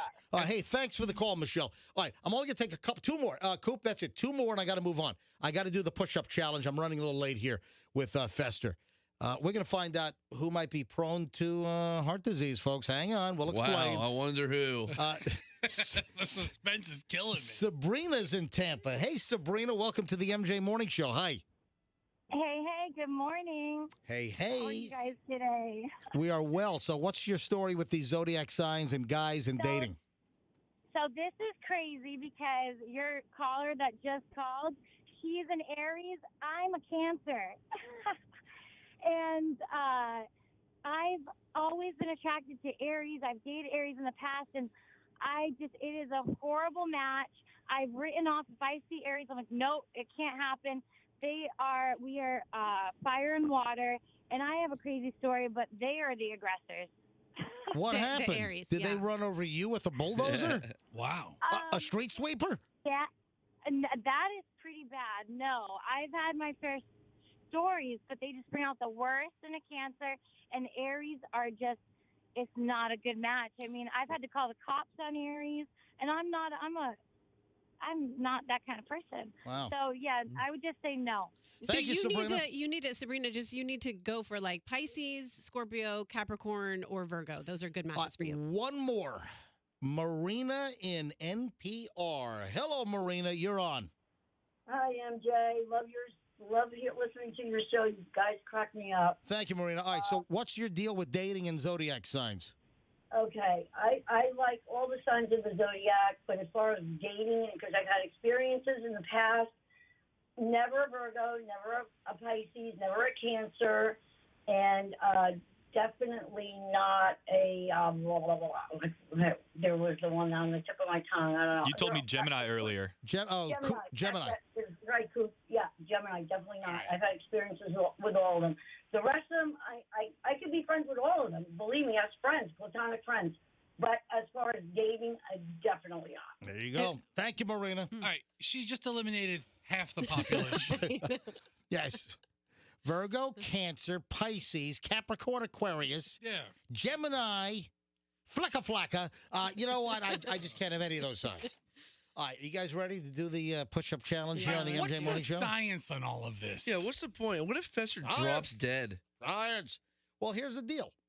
there is a new Study Finds, and Study Finds is a good website. I like it. Yeah, studyfinds.org, and they have all kinds of. It's like they compile. It's an aggregation of all of these studies that are done, scientific studies, medical journal studies, whatever. And the latest that we got from Study Finds is that men who can do 40 push-ups are far less likely to develop heart disease.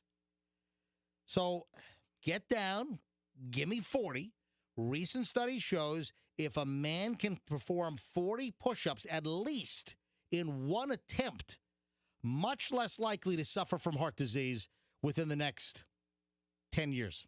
How long do you have for this one attempt? Like, I could do 40 in one attempt if I had like 8 hours. But it's one attempt. I mean, it's one. No, it's got to be, you get on the ground, do your push-ups, get to 40 at least. All right, so I'm going to do this right now. Ugh. I'm going to put my money where my mouth is. Oh, hold on. I don't know if I can do 40. Cooper, you going to video this? We need a little better planning here. We need Coop with the camera. Froggy, help us here with another camera angle. I need play by play because when I'm on the ground, I'm not gonna. I don't have a microphone in front of me, okay? And the mic will not go all the way to the ground. So I need you guys to. Okay. I need you guys to carry up the slack here while I'm on the ground doing 40 push-ups. Yeah, we got to lower your mic a little bit more. You may want to get around, Coop. So I'm going to be on the ground here. You got to come over here, guys. All right. I'm gonna follow you, MJ. I'm gonna get on the floor live. I'm gonna see how many push-ups I can do. Can I do at least 40 right now in one attempt? And then we're let's see Fester. All right. And if you can do at least 40, that lowers your risk of heart disease in the next 10 years. So, oh boy, I'm gonna take my watch off, and I'm gonna get on the ground. All right, you guys, what are you doing? I'm making bets. MJ 40, Frog, Rocks. Well, no, I'm not going to make everyone do it. That's going to take too long. No, we're going to say how you're going to see how you're going to be able to do it. Oh, okay. All right. So, Rocks. I say no. Rocks, can I do 40? Oh, don't say Rocks. Well, I think. You want to keep it off the air and then reveal everyone's guess later. 40 push-ups. All right. Now, Roxanne, Coop, and Froggy and Fester are now they're secretly writing down whether I can do 40 right now. Taken everybody's guesses is if you can do 40. All right, here we go. I'm off mic, guys. So you guys got to talk. Okay, here we go. He's getting on the floor. All right, I took my headphones off and everything. All right. Okay, we're going to say that. You can go ahead and get on the floor. Down, you think? So we have this, MJ, the camera angle on you is the one that's rolling right now. So if you can angle it down a little bit. Put your hand on a piece of paper so you don't touch the floor. Turn the screen around so you can see what you're looking at there. Okay. This is a mini cluster, by the way. Okay, you ready, guys? Okay, Yeah. here he goes. 1, 2, 3. Are those legit? Are they? Who's keeping track? They look legit. Keep track. We'll talk Can about it. you count out loud, MJ? 11, 12, 13. Okay, let's talk about He's other slowing stuff. down. 15, He's slowing down a little bit. All right, hold on. 17, 18, Okay, we're almost halfway there. 19, Okay, MJ can't even 20. give the energy to count out loud anymore. He can't do He's it. taking a break. All right, where's he at? 21, Where's he Bigger at? gaps. 23, Okay. 4. Are the arms shaking? I can't see over there. He's barely doing it. Yeah. 26, I mean, 7. is he Oh, doing? You Okay, can't pause. Okay, hold on. He's I can't pause. okay. Oh, Don't yell. You gotta keep your back I'll give you an straight. atomic push-up. Don't yell because it's, MJ, don't yell. 29. It's wasted energy. yeah. 30. Okay, All right, so we're at 30. Okay, hang on. He's You can't stretch. he's not getting up. He's still in the position. It still counts. It still counts. What am I at? You're 30. 30. 31. Oh, Oh, God. 32. no. 33. 33. Ah! 33. Oh my God. No, you're done. Dude, you're about to have stroke out. Oh, man. Oh no. You can't even do it. I'm not done. No, you hit your knee. Are you How many did I do? 33. Yeah, but you were all wobbly, dude. Is 34. No. Did your knee touch the ground? 35. Yes. It's it. It's over, MJ. It's over. It's over. It's over. What are It's you over. doing? Your knee hit the ground. 36. No. It's over. Those Stop. aren't official. Just stop. These aren't. This isn't it. This isn't. Ah. Okay, stop. Just stop. 33 is your number. Loser. Loser. Heart attack. Heart attack. Heart attack. Heart attack. MJ.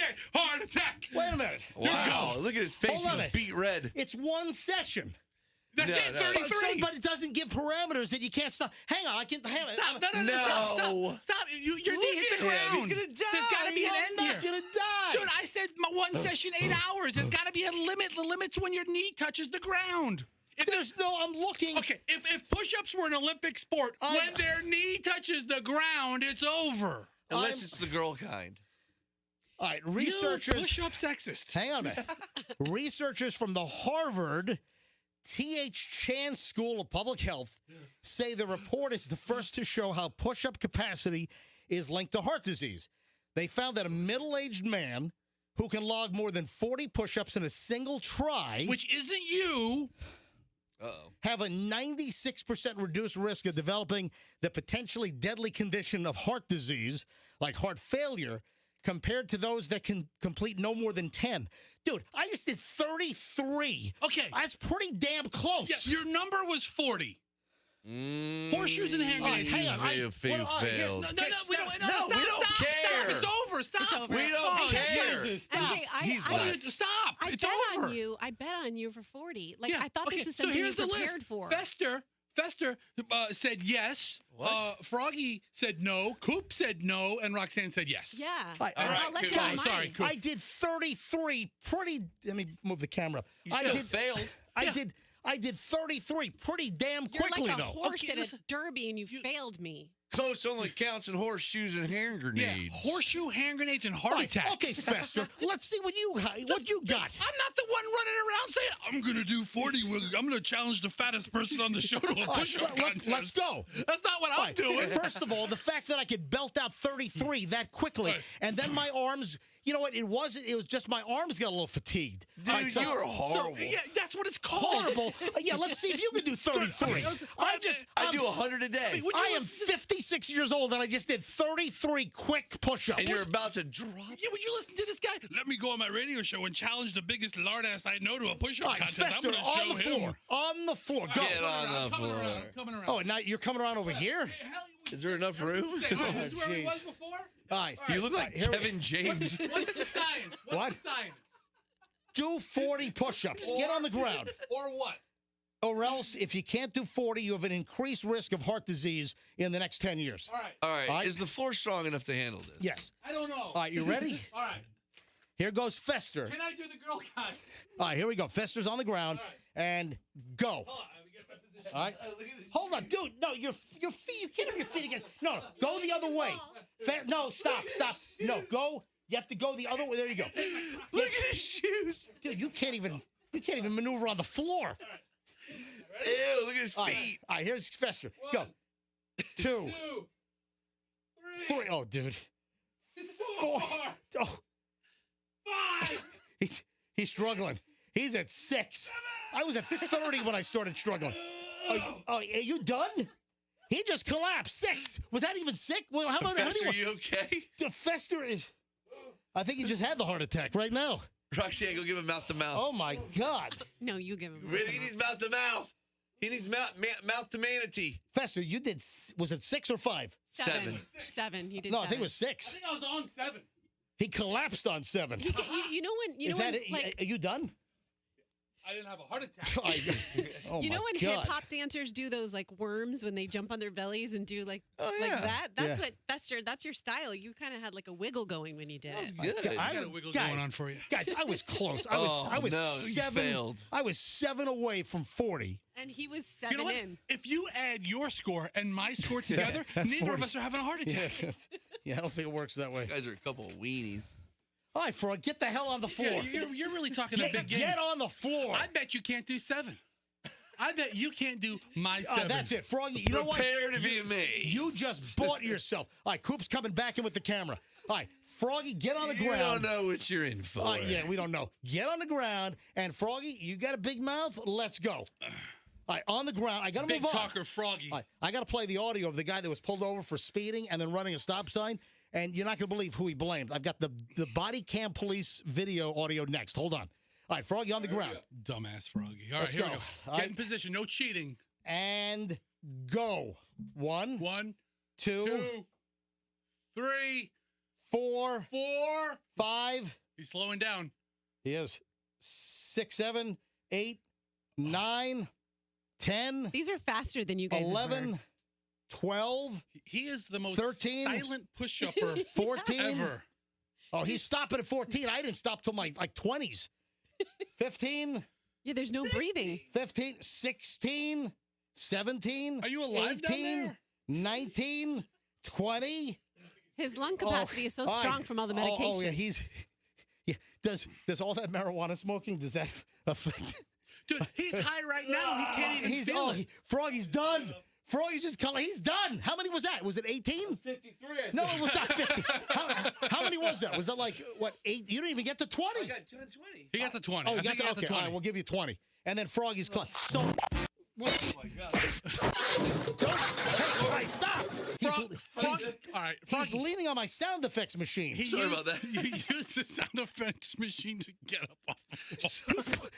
He put his hand on my. Did that sound weird? Oh man, my back. Oh. Froggy put his whole hand on my sound effects machine on all the buttons. That's That's how I pulled myself up. A nice little leverage. unbelievable. I did more than I thought I would. So did I. Oh my God! All right, so there you have it. I think I'm the most physically fit male. I'm the oldest one on the show. You are, and man. I'm the most physically fit on the show. Yeah. I'll still kick your ass. Again, let's fine. Do the girls have to do it with their knees down? Can they do the female position? You know, it talks about men. women? It talks about men. My back. So, all right, I got to move on to this bonehead. Hey, Coop, when you saw this last night, is this guy like a total wiener? Oh, this is my favorite audio bite today. All right, this is the best audio bite of the day. You're not going to believe who a Florida man has blamed for his speeding and running a stop sign. Pulled over by a Flagler County, Florida deputy. Now, Flagler County, that's just below Jacksonville. Yeah. Is St. Augustine Flagler County? Yeah. The county seat is Bunnell. Yeah, I mean, it's just below Jacksonville is where Flagler County is. So a guy is pulled over for speeding and running a stop sign, and here is the audio. You got to hear this. The cop approaches the car. Hello. Hi, sir. I'm Deputy Chambers with the Flagler County Sheriff's Office. Yeah, hi, how you doing? Do you know the reason I stopped you? Yeah, I'm sorry. How fast do you think you were going? 40? Don't even. 50. 50? 50 and a 30. I'm so sorry. The part is I think you ran that stop sign as well because you didn't even see me sitting there. You even ran the stop sign, so he's going 50 and a 30, so that's 20 miles over the speed limit. Who's still heavy breathing? Who's still out of breath? I hear some breathing. It could be all three of us. And the guy's going 50 and a 30, 20 miles over, and then he apparently also ran a stop sign. So that was the cop approaching the vehicle. Then here's more excuses. You know, the guy was pretty cooperative at first. Listen to what happens next. I was going down it. I was looking at this thing. Oh, so I got this here. You were looking at your dash while doing 50 miles an hour. I was trying to get it out of. All right. Okay, it's in sport mode. I was trying to get it. I just got this thing, okay, sir? Sir, I literally saw you run the stop sign. I'm sorry. Make a left turn. I'm sorry, sir. And then hop on the gas. I was sitting right at the intersection. I'm so sorry, sir. So he's like, I was like, was he saying he pushed sport mode or something? Yeah, he had his car in sport mode. All right, now was that a Dodge Challenger? It looks like a Challenger, yeah. Yeah, they have those different modes. Okay, so It looks like he's in a hopped up, souped up, like he's got a hopped up Dodge Challenger.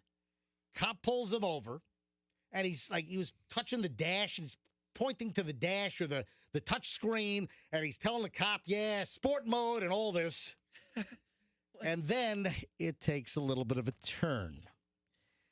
Guess who this guy blames for speeding, doing 50 and a 30, and then running a stop sign? Think about the current events that are going on right now. Here's the guy's excuse. Yeah, there was no reason for that at all. I would put people's lives into safety and I everything. just found out. I'm trying to tell you the truth, guy. I just found out that Putin is just said he's going to launch nuclear thermal war against the world. I was trying to get back to my house to find out what's going on.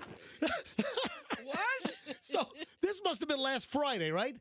So, this happened Thursday, February 24th, right, so, but it just came out. Okay, but what I'm saying is Putin made the nuclear threat Was it last Thursday or Friday? I think there's always been a threat. No. He made a specific threat, and he said if the West tries to stop him, It was that Thursday. he was going to unleash the worst thing ever. And, of course, everyone took that to be that Putin was issuing a nuclear threat. So this guy, late last week, is driving, and that's now his excuse for going fast. He was trying to – I had to run that stop sign because I just heard that Putin was talking about launching nuclear war.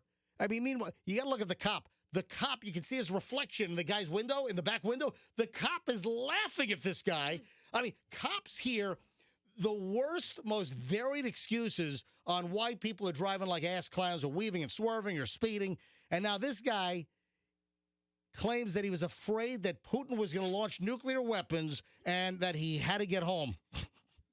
And what if he's one of those like crazy like survivalist type that is ready to get back to his shelter? I got to get back to my Alex Jones seed inventory. Okay, what if he just loves his family and wants to get home before the nuclear attack? Yeah. Guys, come on. Here, listen again. Yeah, there was no reason for that at all. I would put people's lives into safety and I everything. just found out, I'm trying to tell you the truth, guy.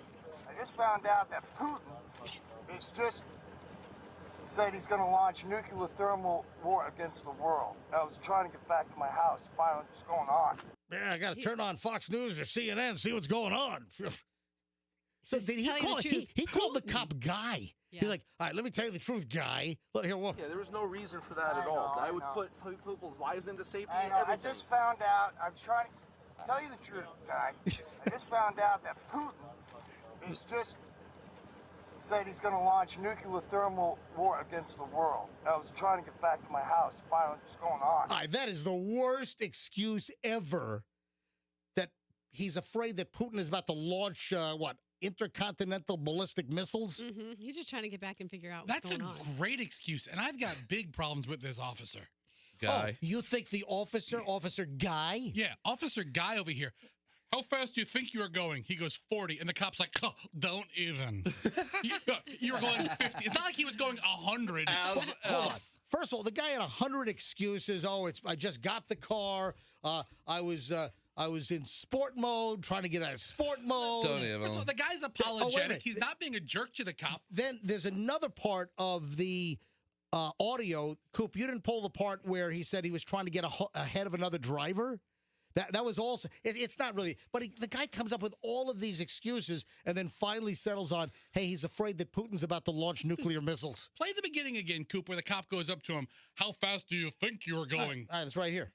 I have it. Listen to this cop. I can play it for you. All right, here we go. Hello. Hi, sir. I'm Deputy Chambers with the Flagler County Sheriff's Office. Yeah, hi, how you doing? Do you know the reason I stopped you? Yeah, I'm sorry. How fast do you think you were going? 40? Don't even. Listen to him. Don't 50?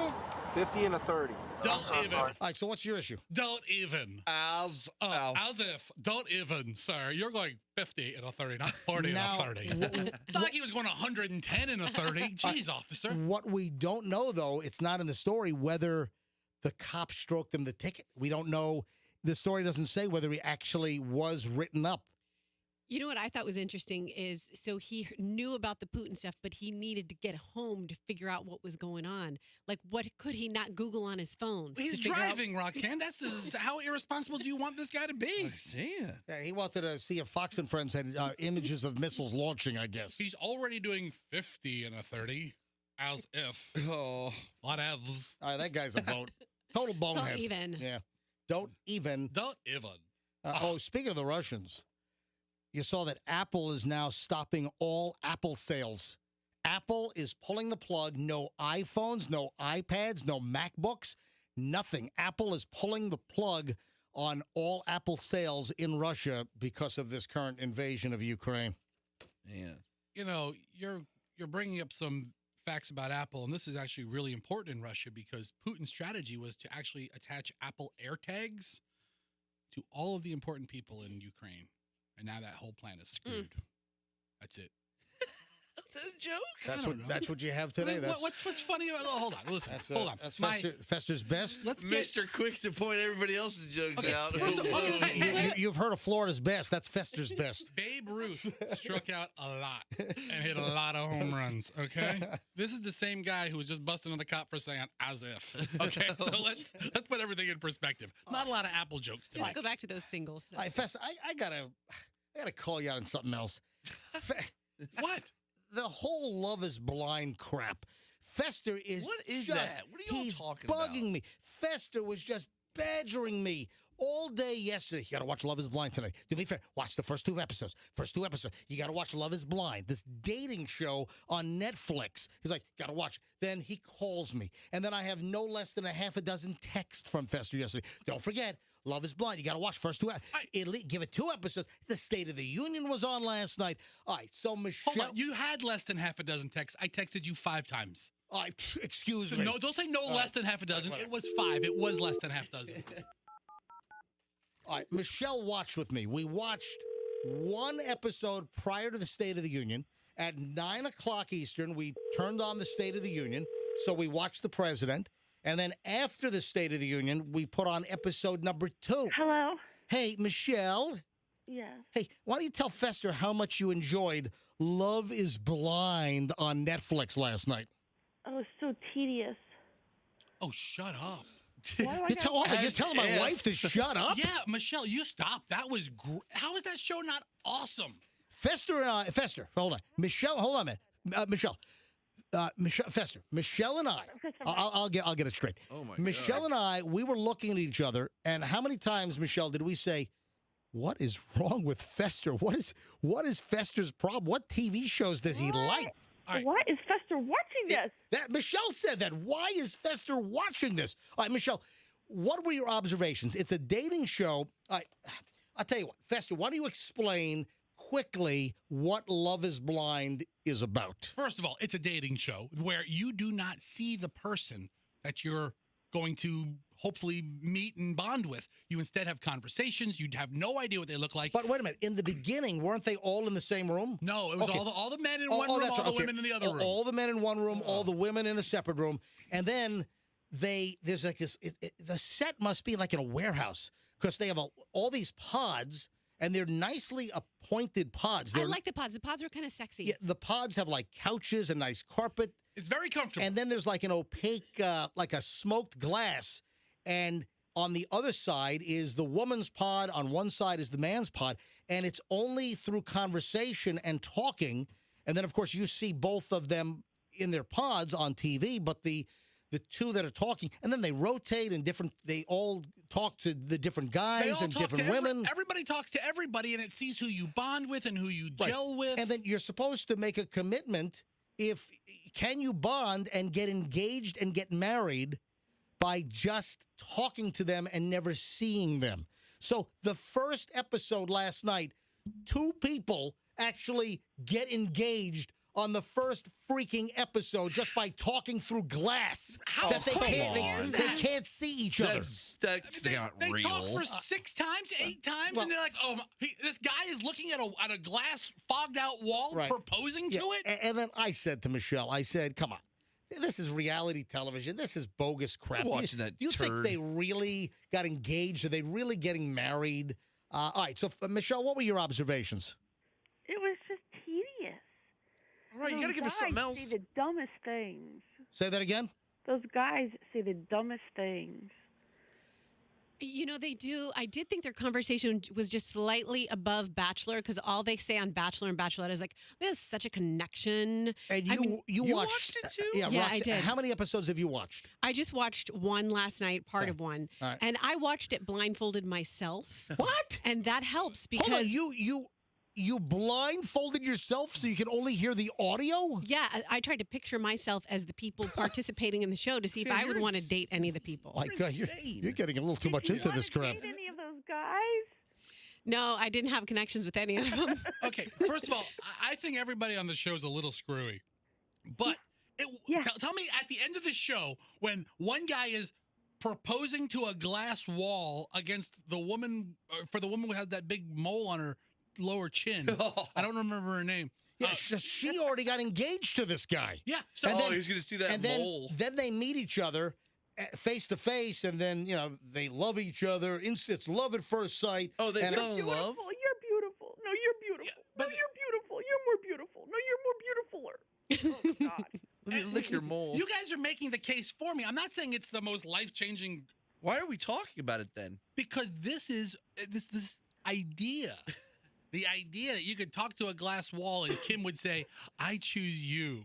Kim only got with me because of my look. That's the only reason. So it had nothing to do with my personality. No kidding. All right, so this whole Fester, Michelle and I are looking at each other, and we said, guess what? We've watched 2 episodes.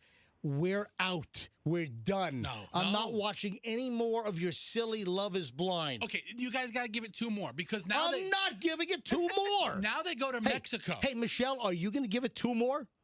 I said we could just go to the very end because it's on Netflix, right? You don't have to watch any of it. Just go to the exactly. Just go to the very end. That's it. But you do have to let Fester explain the concept because it is kind of interesting how it develops. What concept? The whole thing is interesting. Going to Mexico? They go to Mexico. And they all get mowed down with machine gun spray by a cartel. Okay, great. You ruined episode 5. You just ruined episode 5, damn it. Shoot through the glass. All right, go ahead. They all go to Mexico, and then they all mingle together. See? Of the 6 people who got engaged during the show, or the first 2 episodes, they mingle together now. And now, if you had a connection with another person, you see what they look like. Right. And then you can swap or steal. I got Roxanne as my hype person over here. Yeah. So anyway, raise the roof. Then there's all these insecurities, and people like, I don't know if we have a true connection. One girl leaves over religious beliefs. First of all, sounds so dumb. This is reality TV show hyped up garbage, and it's on Netflix. Come on, I don't believe this. They're probably mostly actors anyway. Last night, I also found out there's Love is Blind Japan, and there's Love is Blind Brazil. How about Love is Blind, where all the people are actually blind?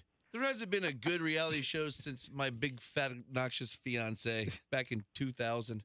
Was that really a show? Yeah, you remember the big fat fake obnoxious fiance? She had to fake his family. Oh, that's right. She had to fake her family into marrying this big fat guy. All right, so Michelle, anything you want to leave Fester with? Any parting words? I can't believe Allison let him watch it. It's garbage. It's garbage. I have no interest. Fester, it's fantastic. You are enthralled with Big Brother, Celebrity Big Brother. Oh, my God. And this. Okay, that's totally different. I don't like Love is Blind. I love Big Brother. Those are 2 different things. Coop doesn't understand love. You're a 40-something-year-old guy. Michelle and I want to know what is wrong with you. What is attracting you to this? Are you not at least a little compelled by that dynamic that these morons are on bended knee to a piece of glass? Then the veterinarian guy, what's his name? Shake. Oh, Shake. Yeah, Shake. Shake the veterinarian is a total douchebag. Thank you. But is that going to hurt his practice? Are people going to want this guy to be their dog or cat's vet? You've got to see what happens to Shake. All right, we talked about a show a few weeks ago where they only show the naked parts of a guy's junk. No, there's a different one. Wait a sec. Does Shake the veterinarian get mauled by El Chapo's guard dog down in Juarez? Or Chalupa, or whatever the hell. There goes episode 7. Oh, boy. Episode 7. Episode 7. Shake goes down by the dogs. His name is Shake. That's awesome. All right, Michelle, I'll talk to you later. But Michelle and I are on the same page here. What the hell is Fester watching? Of all things on Netflix. You guys are blind. I tell you what, I want to see on Netflix next. Netflix next. I want to see. There's a show about the worst roommates ever. That I want. There's a new documentary that just dropped. I got to dig it up. I printed out the story, and I actually saw it on my Netflix home screen. The worst roommates ever. All right, Michelle, I'll talk to you in a bit, okay? All right, goodbye. All right, yeah. Bye, Michelle. I'll call you later, Michelle. Oh, you want me to go to... Fester wants me to go to the phone. Listen, I'm telling you, there's 2 teams. There's Team MJ, Team Fester here. You are underestimating the amount of people who... I'm not saying this is riveting television, but it's really... It's a train wreck. You can't stop watching. My chest is getting a little tight from the push-ups. I bet it is. You might have repercussions after all that. I'm kidding. I'm fine. All right. So you want to go to phones on this? I bet you if we took 10 calls. 10 calls? I'm not taking 10 calls. What an ass. All right, hold on. I bet you if we took 9 calls, we would have more Team Fester than we would Team MJ. All right. Let's go to phones. Is anyone listening right now that is invested? I'm sorry. is anyone listening right now that wasted their time You son of a bitch. watching this Love is Blind on Netflix? Why are you trying to taint the pool I'm of not callers? tainting the pool. You all are. right? Everybody waste their time with this? Who's going to call in now All on right. my side? Does anyone love Love is Blind? All right, let's go to phones. 800-990-1047. 800-990-1047. You want to weigh in? Have you seen Love is Blind on Netflix? You've heard my position. You've heard Fester's position. Hey, you heard Michelle's position. Where are you on this Love is Blind thing? Team MJ or Team Fester? I mean, Mallory and Sal, and then Jarrett comes into it, and then Mallory gets all a little crazy. 800-990-1047. One time I did something like this. Love is Blind. What do you mean? Well, I did Dialogue in the Dark. Have you done that? Yeah, I've heard of the concept. Where was this? Atlanta. And you Look at the go, phones. Every line the is phones ringing. are all jammed. Yeah. Okay. Oh, well, God. Go ahead, tell the story. You get to meet people. You go in. It's all dark, and you meet people, and you have no idea what they look like, and you just sit and talk to them and get to know them, and then you see them after you leave. It's not like a dating thing. It's just it's you get to know what it's like to be blind. Okay. Hey, guess what? I once did. I'm sorry. I once did some events with the Tampa Lighthouse for the Blind, which is a wonderful organization, and even Southeast Guide Dogs. And I played numerous years of beeper ball. Beeper ball. That's right. I played with you. Yeah. At the Yankee Stadium over here, right off of Dale Mabry at Steinbrenner Field. I did several beeper balls where they blindfold the sighted, and you got to listen for the ball that beeps as it goes by you. Have a bunch of blind people laughing at us, Yeah, so running to the wrong base. All the sighted people had to wear a blindfold and try to hit the ball at home plate. You're at bat, but you're blindfolded. This is nothing like that. This is Love is Blind, MJ. I'm telling you, there are raving fans for this show. It's a train wreck. It's a train wreck, and that's why you watch it. Jake in Winter Haven. Jake, Team MJ or Team Fester on this thing? I'm Team MJ, but my wife is obsessed with this show. Like, she watches all that crap, like Love Too Hot to Handle and True Love is whatever the hell it is. But it's just like, she keeps tabs on people on Instagram if they're still married, not 3 years later. So she gets sucked into all these shows?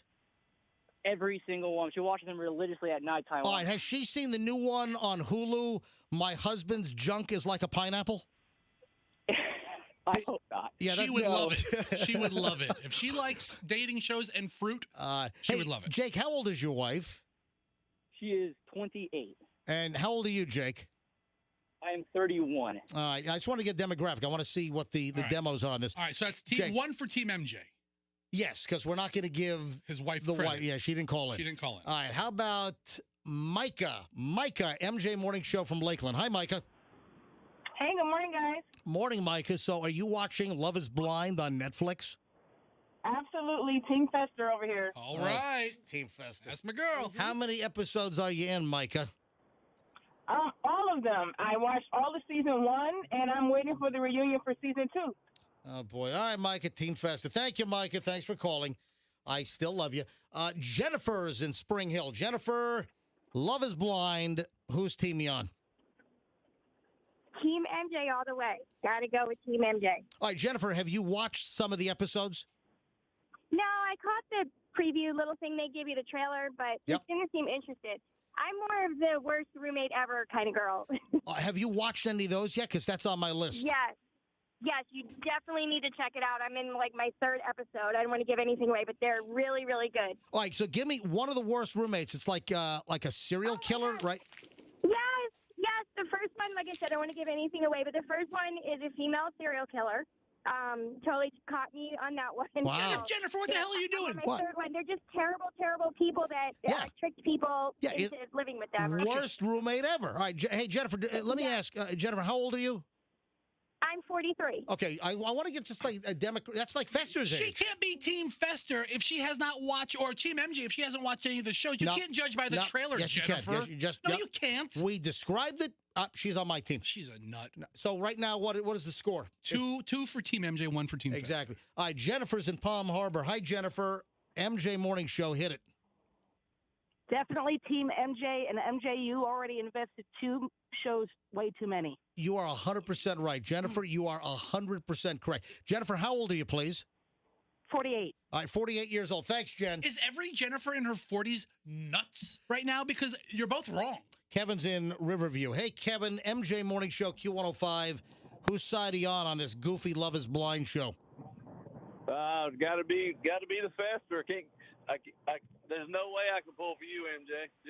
You make no sense, dude. I don't even think he watches the show. He's just Team Fester. Kevin, wait a minute. Kevin, have you ever seen the show? Kevin, hold on. Have you ever seen the show? Yeah, hell yeah. I wouldn't be calling in if I hadn't. All right, Team Fester. Great. All right, that's cool. I make no sense? Well, I agree. I'm just a blubbering, babbling idiot over here. Kevin so far is the smartest caller I think we've ever had. Rachel's in Tampa. Rachel, you're on the MJ Morning Show. Hi. Good morning. Rachel, Team MJ or Team Fester on this Love is Blind garbage?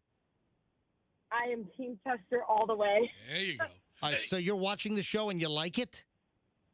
I have no time for any TV, but this show, I like it. The first season, a couple actually is still married, which I was shocked, and I have absolutely no time for any TV, but this show just gets me. If you don't mind me asking, Rachel, how old are you? 35. 35. Yeah, Thank you. And it's not because it's the greatest show, MJ. I'm not saying it's going to change the course of mankind. I'm saying it's a great show because of the train wreck that you have to watch. Eva in Tampa. Hey, Eva, welcome to the show. What's your thought on this Love is Blind? Good morning. I love the show. I can't stop watching it. Eva, how old are you, please? Eva, how old? I'm sorry? How old are you? I am 55. 55. We have quite a spread here. 28, 31, 35, 40, whatever. Eva, do you watch the show and say these people have got to be nuts to say yes to a piece of fogged out glass where somebody's proposing on the other side? Yes, absolutely. That's why. Eva, thanks. All right, I'm looking at the call screen here, folks, and this is not turning out very well right now. All right, Christine's in Newport Richie. Hi, Christine, MJ Morning Show. Good morning, Team Fester. Hey. And I love the concept of the show. Hi, Christine, how old are you, please? 45. Thank you very much. Hey, don't say it like that. 45 is a great age. Thank you, Christine. Let me grab Tamara's in Bradenton. Tamara, how old are you, please? I'm 35. 35 years old. You like this show, Love is Blind, Team MJ or Team Fester? I'm Fester because they're falling in love with personalities and souls and not looks at all. All right. Coop, I'm going to finish up these calls. Every line is ringing again, but I'm only going to finish up the ones you have screened. Let's grab Emma in Clearwater. Emma, how old are you, please? I'm 57, and my husband is 58. But the thing is, my daughter's 33, and she got us started on it. Oh, wow. So you like it? You and your husband are watching this thing?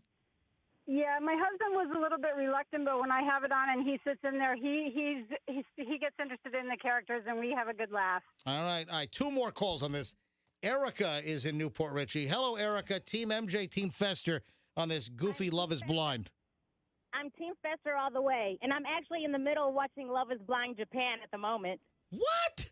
I watched the trailer for that last night, and I was watching all these Japanese guys cry on the couch and stuff. My God. Erica, how old are you, please? I am 42. Thank you, Erica. I appreciate it. Last call on this. Angela in Clearwater has the last say on this dating show, Love is Blind on Netflix. Hello, Angela. Hello. I am Team Fester all the way. That's right.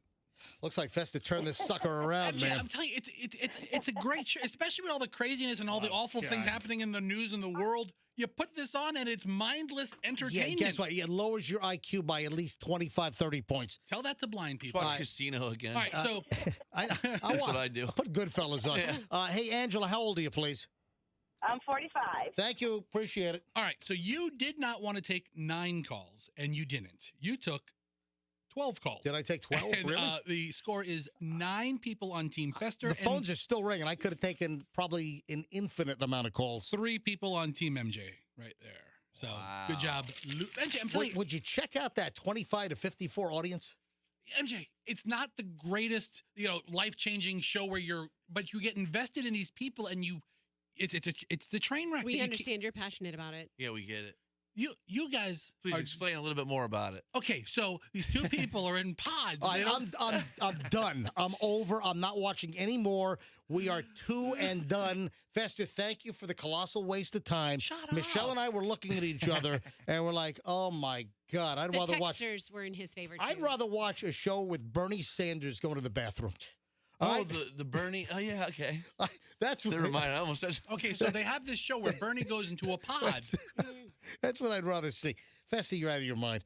All right, when we get back, that was a quick, long segment. Whoa. That thing went boom. Do you remember that I mentioned that recently I saw a movie, and in the credits I saw intimacy coordinator? Yeah, I remember that. So out of the blue, a story comes up about an intimacy coordinator. In movies and TV, folks, do you know what an intimacy coordinator does? If you don't, we're going to fill you in just a second. That is among many. Oh, also, did you see the weird thing that Bruce Arians said about Tom Brady? Is that not strange? All right, this story is getting weird and weirder and weirder by the moment. All right, that is an update on that car carrier that was out in the ocean with all those Porsches and Lamborghinis and Volkswagens.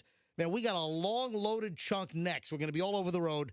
Don't move. We're back in minutes here on the MJ Morning Show on Q105.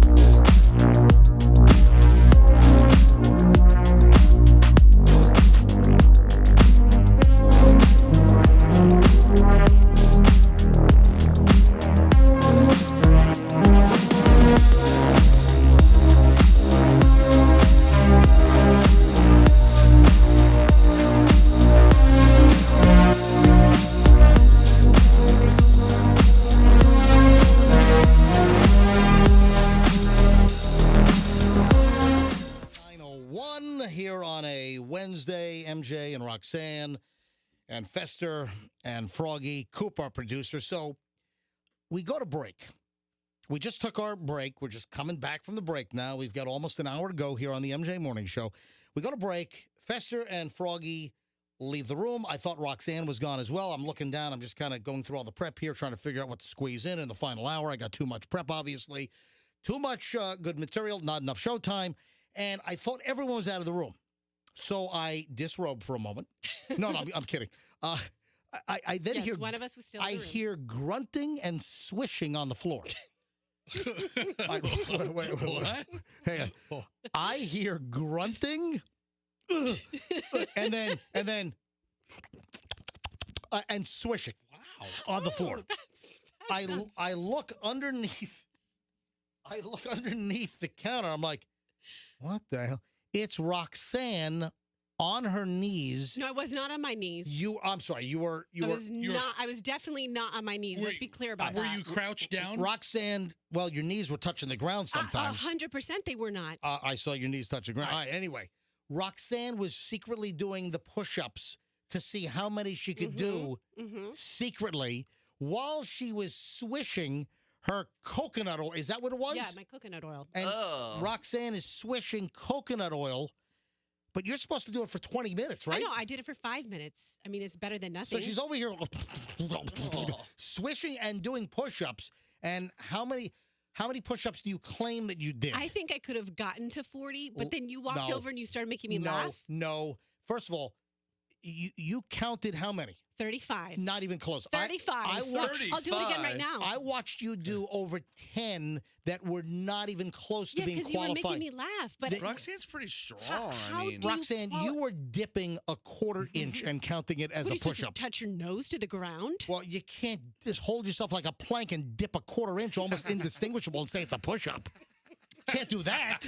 I was doing the boy push-ups too. I could do 100 girl push-ups. If you missed Whoa. it, and that's where your knees are on the ground. Yeah. All right, What a so push-up is. if you missed this, folks, last hour did the story about if a guy can do 40 push-ups or more in one sitting, it reduces your chance of a heart attack over the next 10 years dramatically.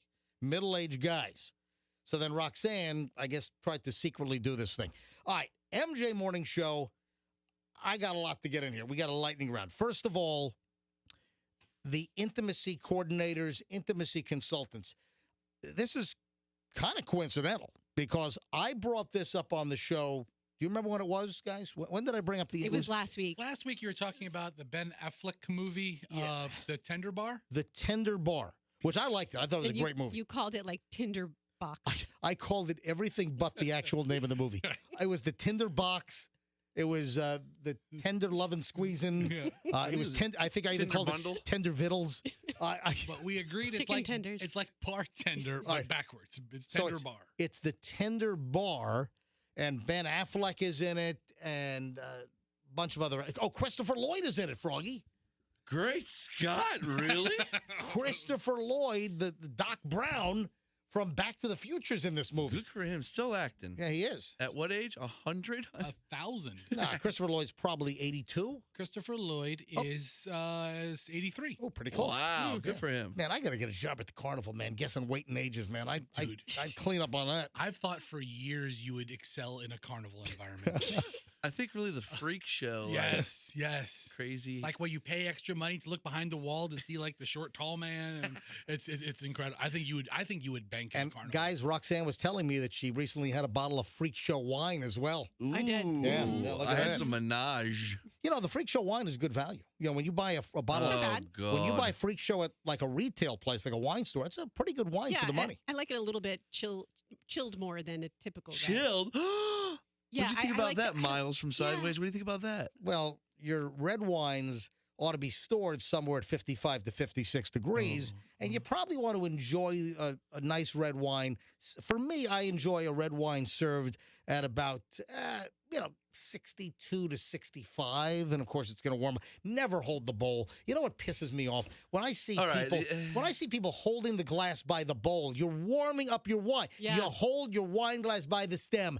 Don't hold the bowl. You look like an amateur. And all right? you have to put your pinky out a little bit. No, you don't do that.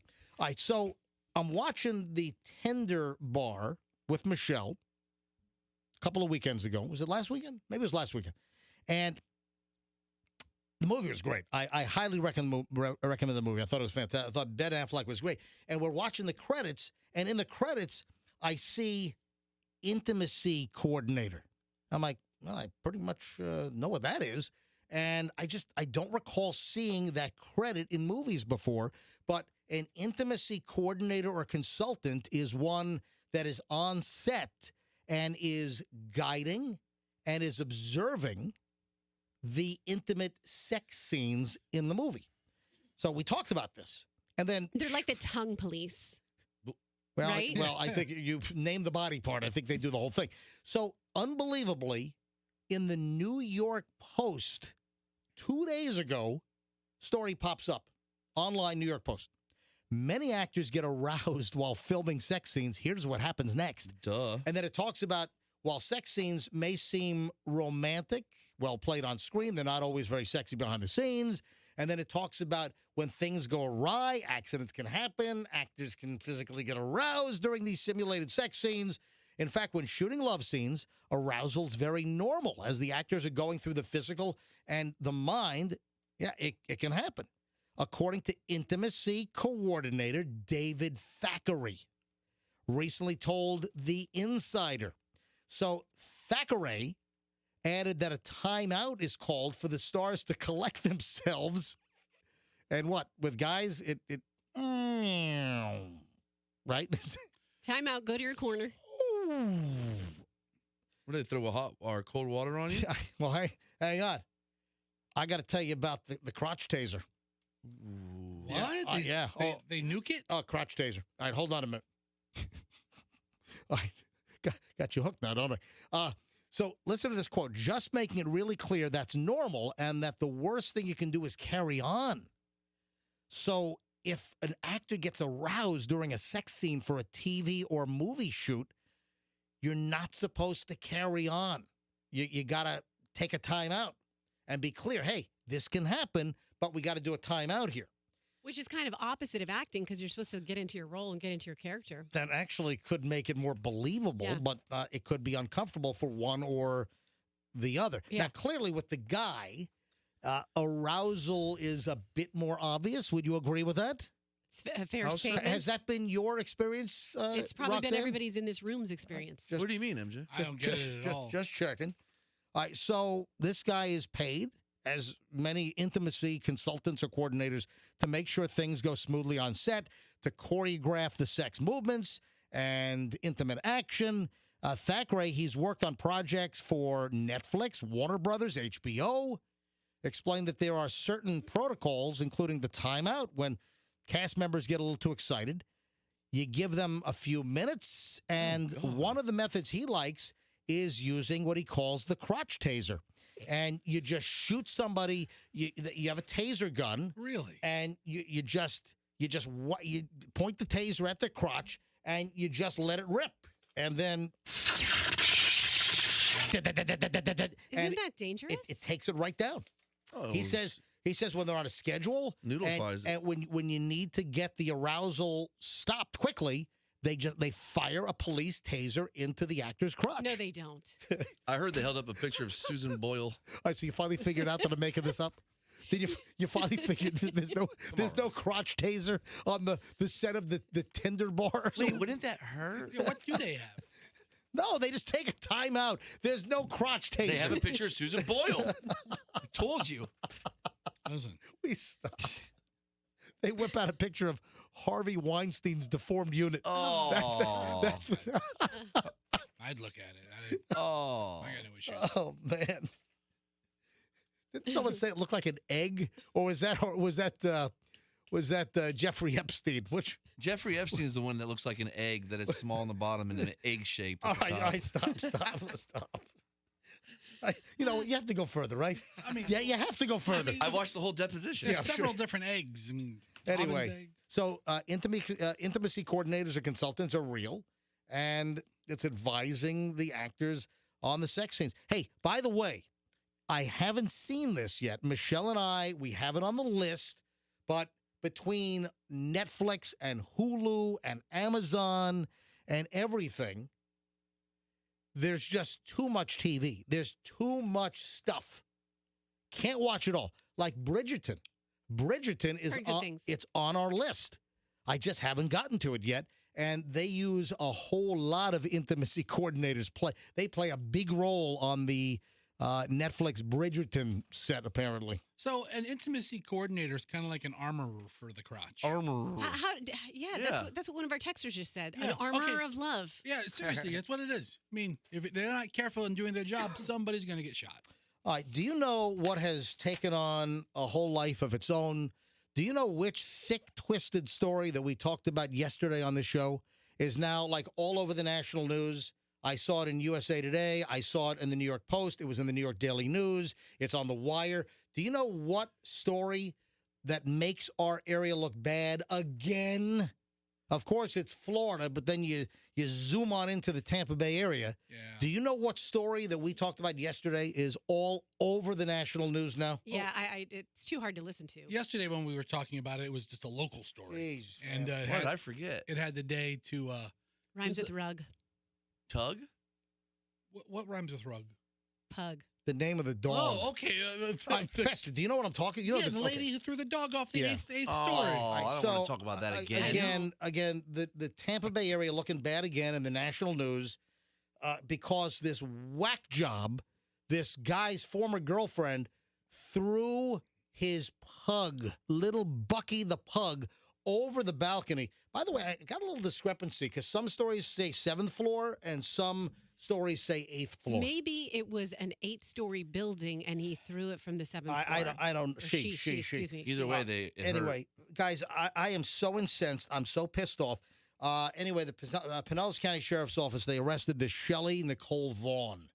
And she's the estranged or ex-girlfriend of the dog's owner, Eric Adeson or Addison, Adeson.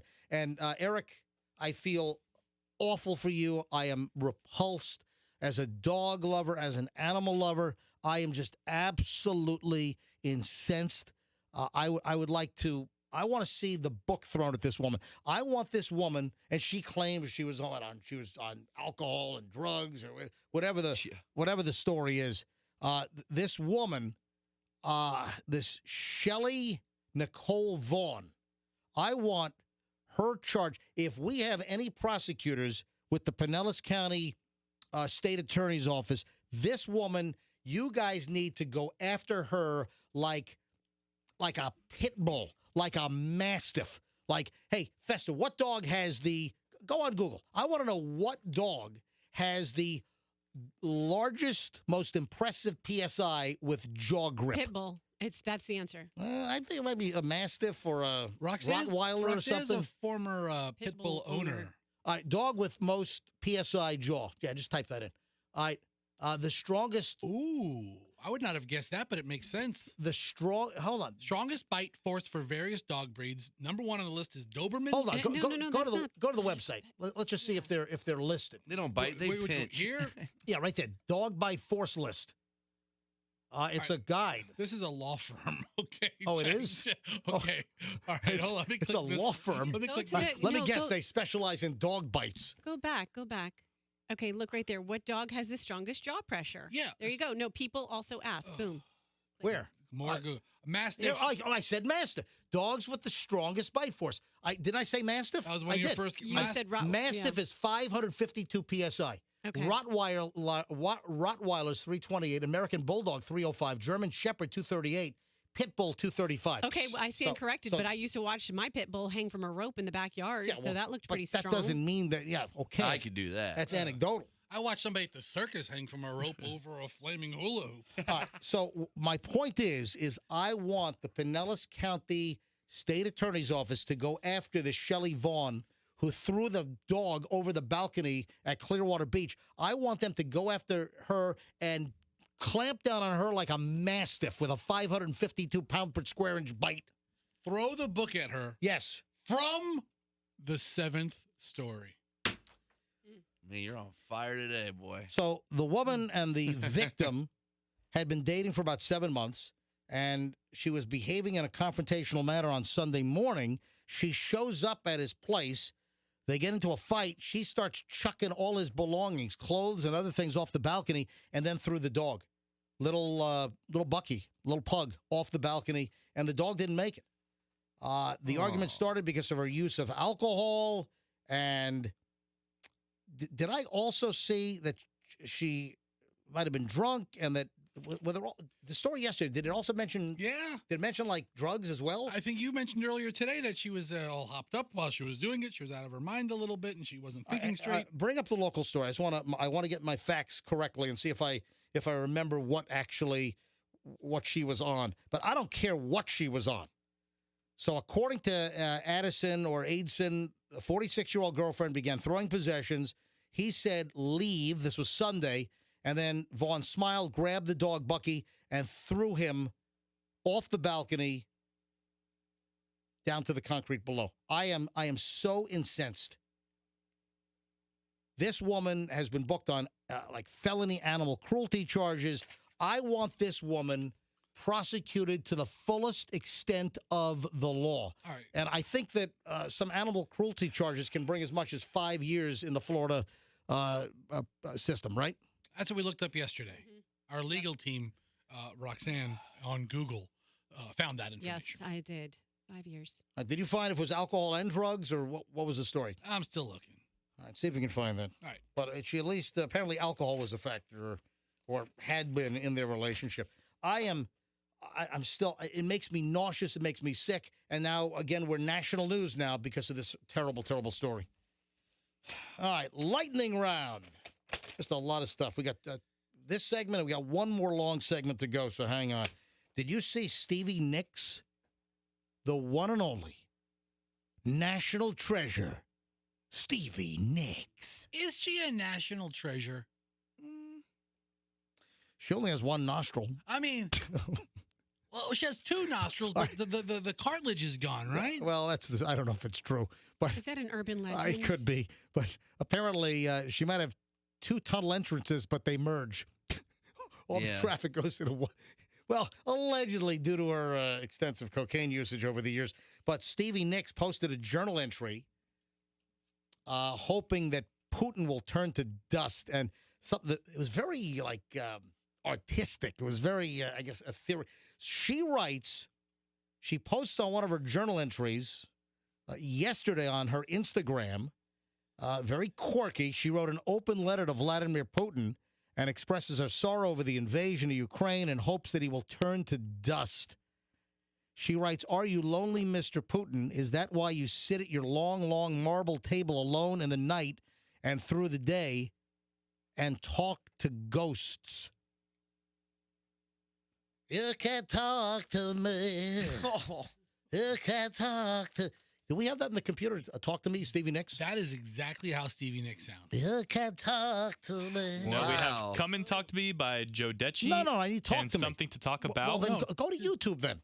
It's a great Stevie Nicks song from like 1985. You can talk to me. Why? Hey, Ted, why isn't that in rotation here at Q105? Well, you should talk to Ted. You can talk to me when you're dead. Do you have it? No, I got to get through an ad first. Oh, jeez. How long's the We ad? have barriers here. I'm skipping it right now. So then Stevie Nicks writes, "Are you lonely, Mr. Putin? Is that why you sit at your long, long marble table? Your ghosts disapprove. And then Putin will never be forgotten. And then ghosts will haunt him day and night. I hope you turn to dust. I hope you become invisible.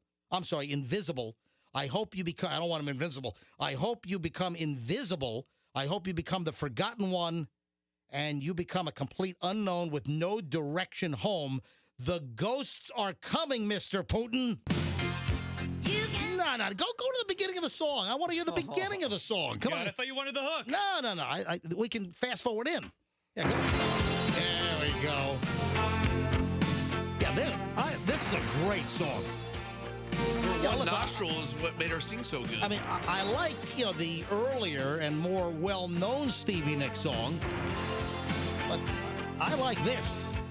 You guys never heard of this song?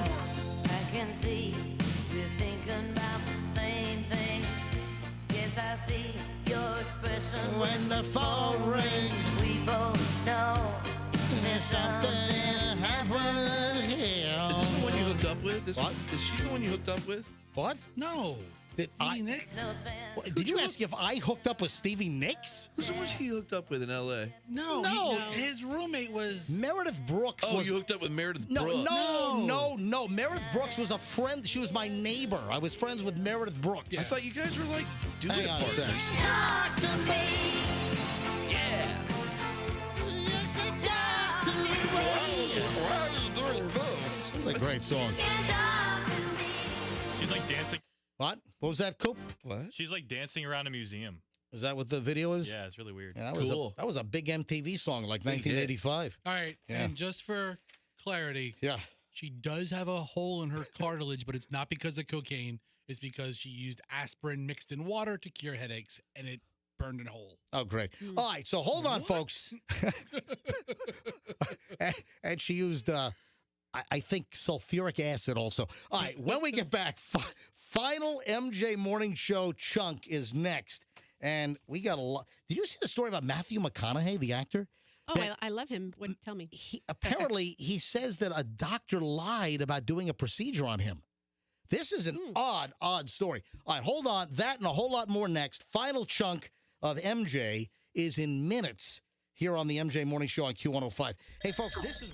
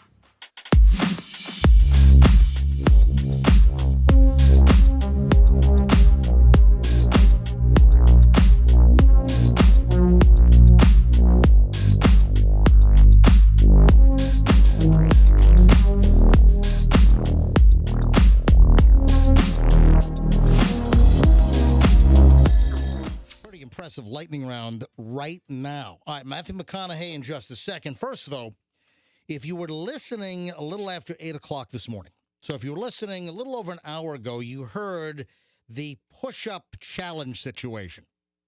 And this is something that I mentioned on yesterday's show, and I said that Fester and I were going to do a little challenge live on the air. Because I had a story that men that can do 40 or more push-ups in one sitting drastically cut their chances of having a heart attack. And I said, let's do it. Let's go. So I said, hey, I'll do it. Let's have Fester do it.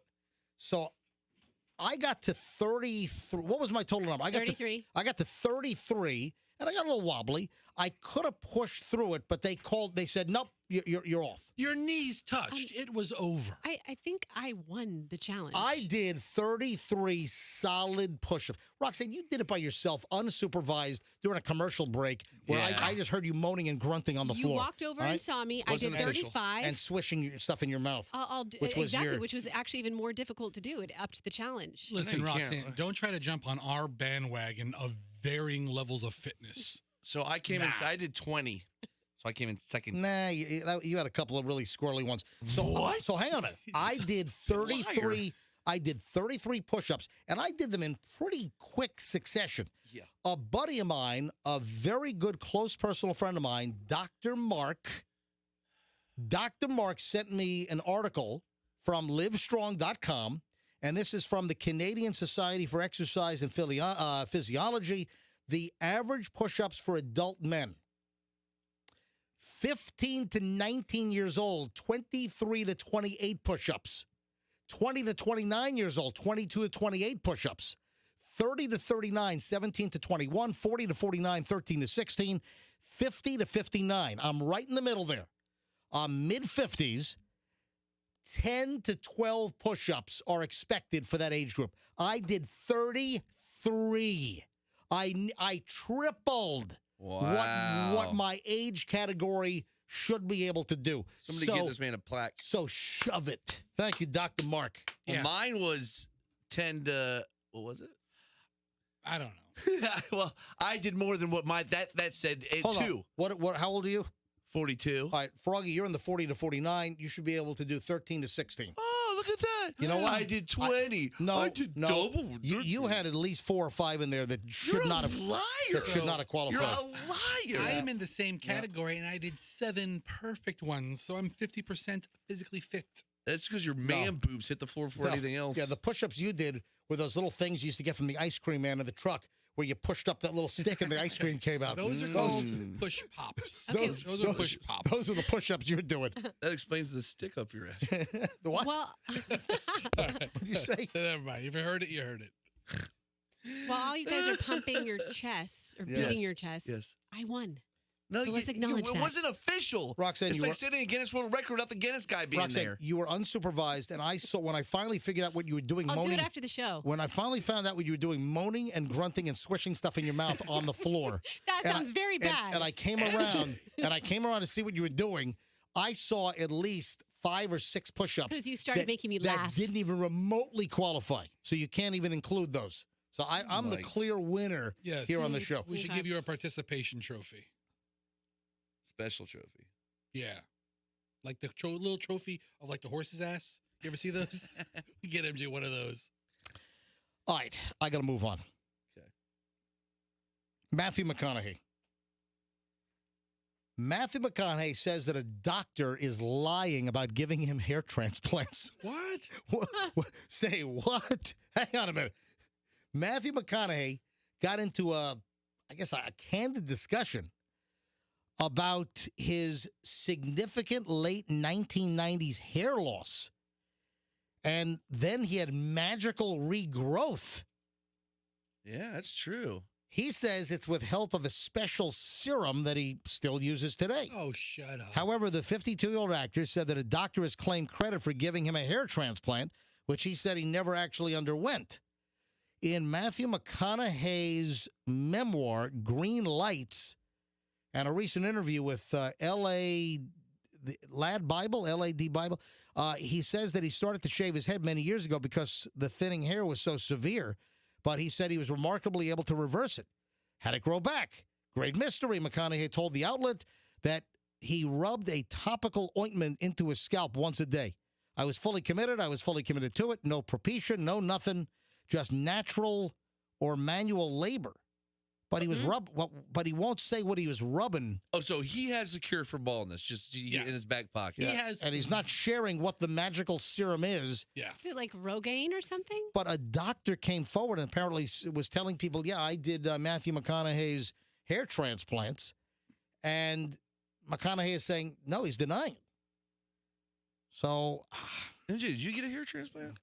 Yeah, I mean, I had all of my back hair put right into my head. That explains it. That's right. You should do that. I had all of my butt hair put into my head. Oh. Yeah. No, I think I think you can see all the. I do have like you just comb it forward more these days. I do. You used to comb it backwards. No, I grow it longer and I pull it forward. But that's what it is. But if you look seriously, if you look. Like right here, your crown. The crown is not bad, but I do have. If you look on the top of my head, I do have spots that have a lot less hair coverage. So I do have some bald spots. No, but what I started to do, I started growing my hair a little longer up front and using the gel and then pulling it forward a little bit, cover up some of that baldness. Covering up some of the forehead, obviously. but if you look at me, if you look at the top of my head, you can see where when I pull it forward, I like expose some areas up on top. So why is Matthew? I believe he's lying. Say it again. Why would he's the kind of guy that would tell you, right? I believe that Matthew McConaughey is lying because if he had the cure for baldness, right, it is a bazillion dollar idea. That's what I'm saying. Yeah. Forget about the Dallas Buyers Club, the Dallas Bald Cure Club. I mean, MJ, he'd be a billionaire. He owns a soccer team. The cure for baldness. If it was rubbing something on your head for 10 minutes a day, you would do it. I'd rub it on my back. You don't need grow my pelt out. You don't need it on your back. You need nads on your back. Dude, you've got a back jungle going on. It's like, why does hair grow in the places it's not supposed to grow? Mine grows everywhere it's supposed to. Everywhere. Just stop right there. Everywhere. Just stop right there. Just stop. All right, so that burning cargo ship, it is finally sunk. This is crazy. This is one of those Rolos, one of those roll-on. Roll on. You okay? Rolo is a delicious candy. YOLO, you only live once. So it's a ro-ro. It's BOGO. It's RORO. It's a roll-on, roll-off. That's what they call the huge cargo ships that carry all the cars overseas and bring them to ports, in Georgia and Brunswick and Charleston, South Carolina, and Texas, and the big ships that bring the imported cars over to the U.S. and then conversely, cars made in the U.S. that are brought overseas. Huge cargo ships. And the story came out, a little over a week ago that a massive ship, a 60-ton merchant car carrier ship, the Felicity Ace, had caught fire. All the crew members abandoned ship, 22 crew members. Everyone survived. Can't say the same about, this is crazy, $400 million worth of cars. Remember last week I said, it has to be at least a couple of $100 million worth of cars? Double it. It's almost $500 million. I guess $200 million worth of cars because the ship carried almost 4,000 vehicles, including mostly Volkswagens, Audis, and Porsches, but there were also a couple of hundred Bentleys, I think, on board. Oh, here's the inventory. 3,965 Volkswagen AG products on board, including 1,100 Porsches. The ship set sail from Germany on February 10th. It was going to Davisville, Rhode Island. Audi, Lamborghini. There were Bentleys. I think weren't there a couple of hundred Bentleys on board? 200 or 220 Bentleys. Unbelievable. Oh. And then the ship caught on fire, and the ship sunk with $400 million. Can you imagine the supply issues, the chip issues, and all these vehicles? Bentleys, Lamborghinis, Porsches, Audis, Volkswagens, total freaking loss. That's nuts. Gone. Would you, as a scuba diver, would you like to scuba near there and go down there and see that shipwreck with all those cars? I would love to, but I'm guessing the ship might be tough to penetrate. Is it pretty deep water? I mean, where did it sink? Off of the Azores, right? Is that where yeah. So the ship ran aground 253 miles from the Azores, which is, if you don't know, it's a Portuguese archipelago. Oh, nice. Right. Yeah, in the Atlantic. So that's nuts. That's crazy. Whew. John Cena, the actor. No. The What? wrestler. He's a wrestler first. I'm sorry. Always. John Cena. Do you have his Yeah. There it is. Tampa man. Thank you. Coop, how'd you get that so quickly? I'm always ready to play that John Cena drop. Doesn't John Cena have a place in Lutz or Land O'Lakes or something? Or Cheval?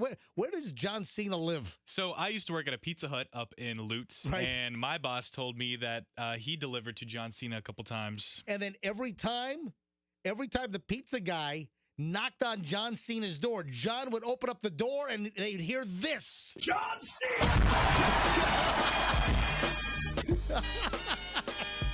I saw John Cena at an Outback once. Did you really? Yeah, Anyway, Citrus Park. listen, I like the guy. I mean, I got a class good personified. I for got Mr.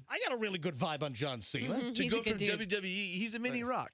So Cena apparently is in a little bit of hot water because they claim that he was using the Ukraine war to promote his Peacemaker series. Oh, I saw that. Yeah. Oh, did you think it was bad or is it being overblown? I love everything John Cena does, so I didn't think it was that bad. I guess he said if I could somehow summon the powers of a real-life Peacemaker, I think this would be a great time to do so.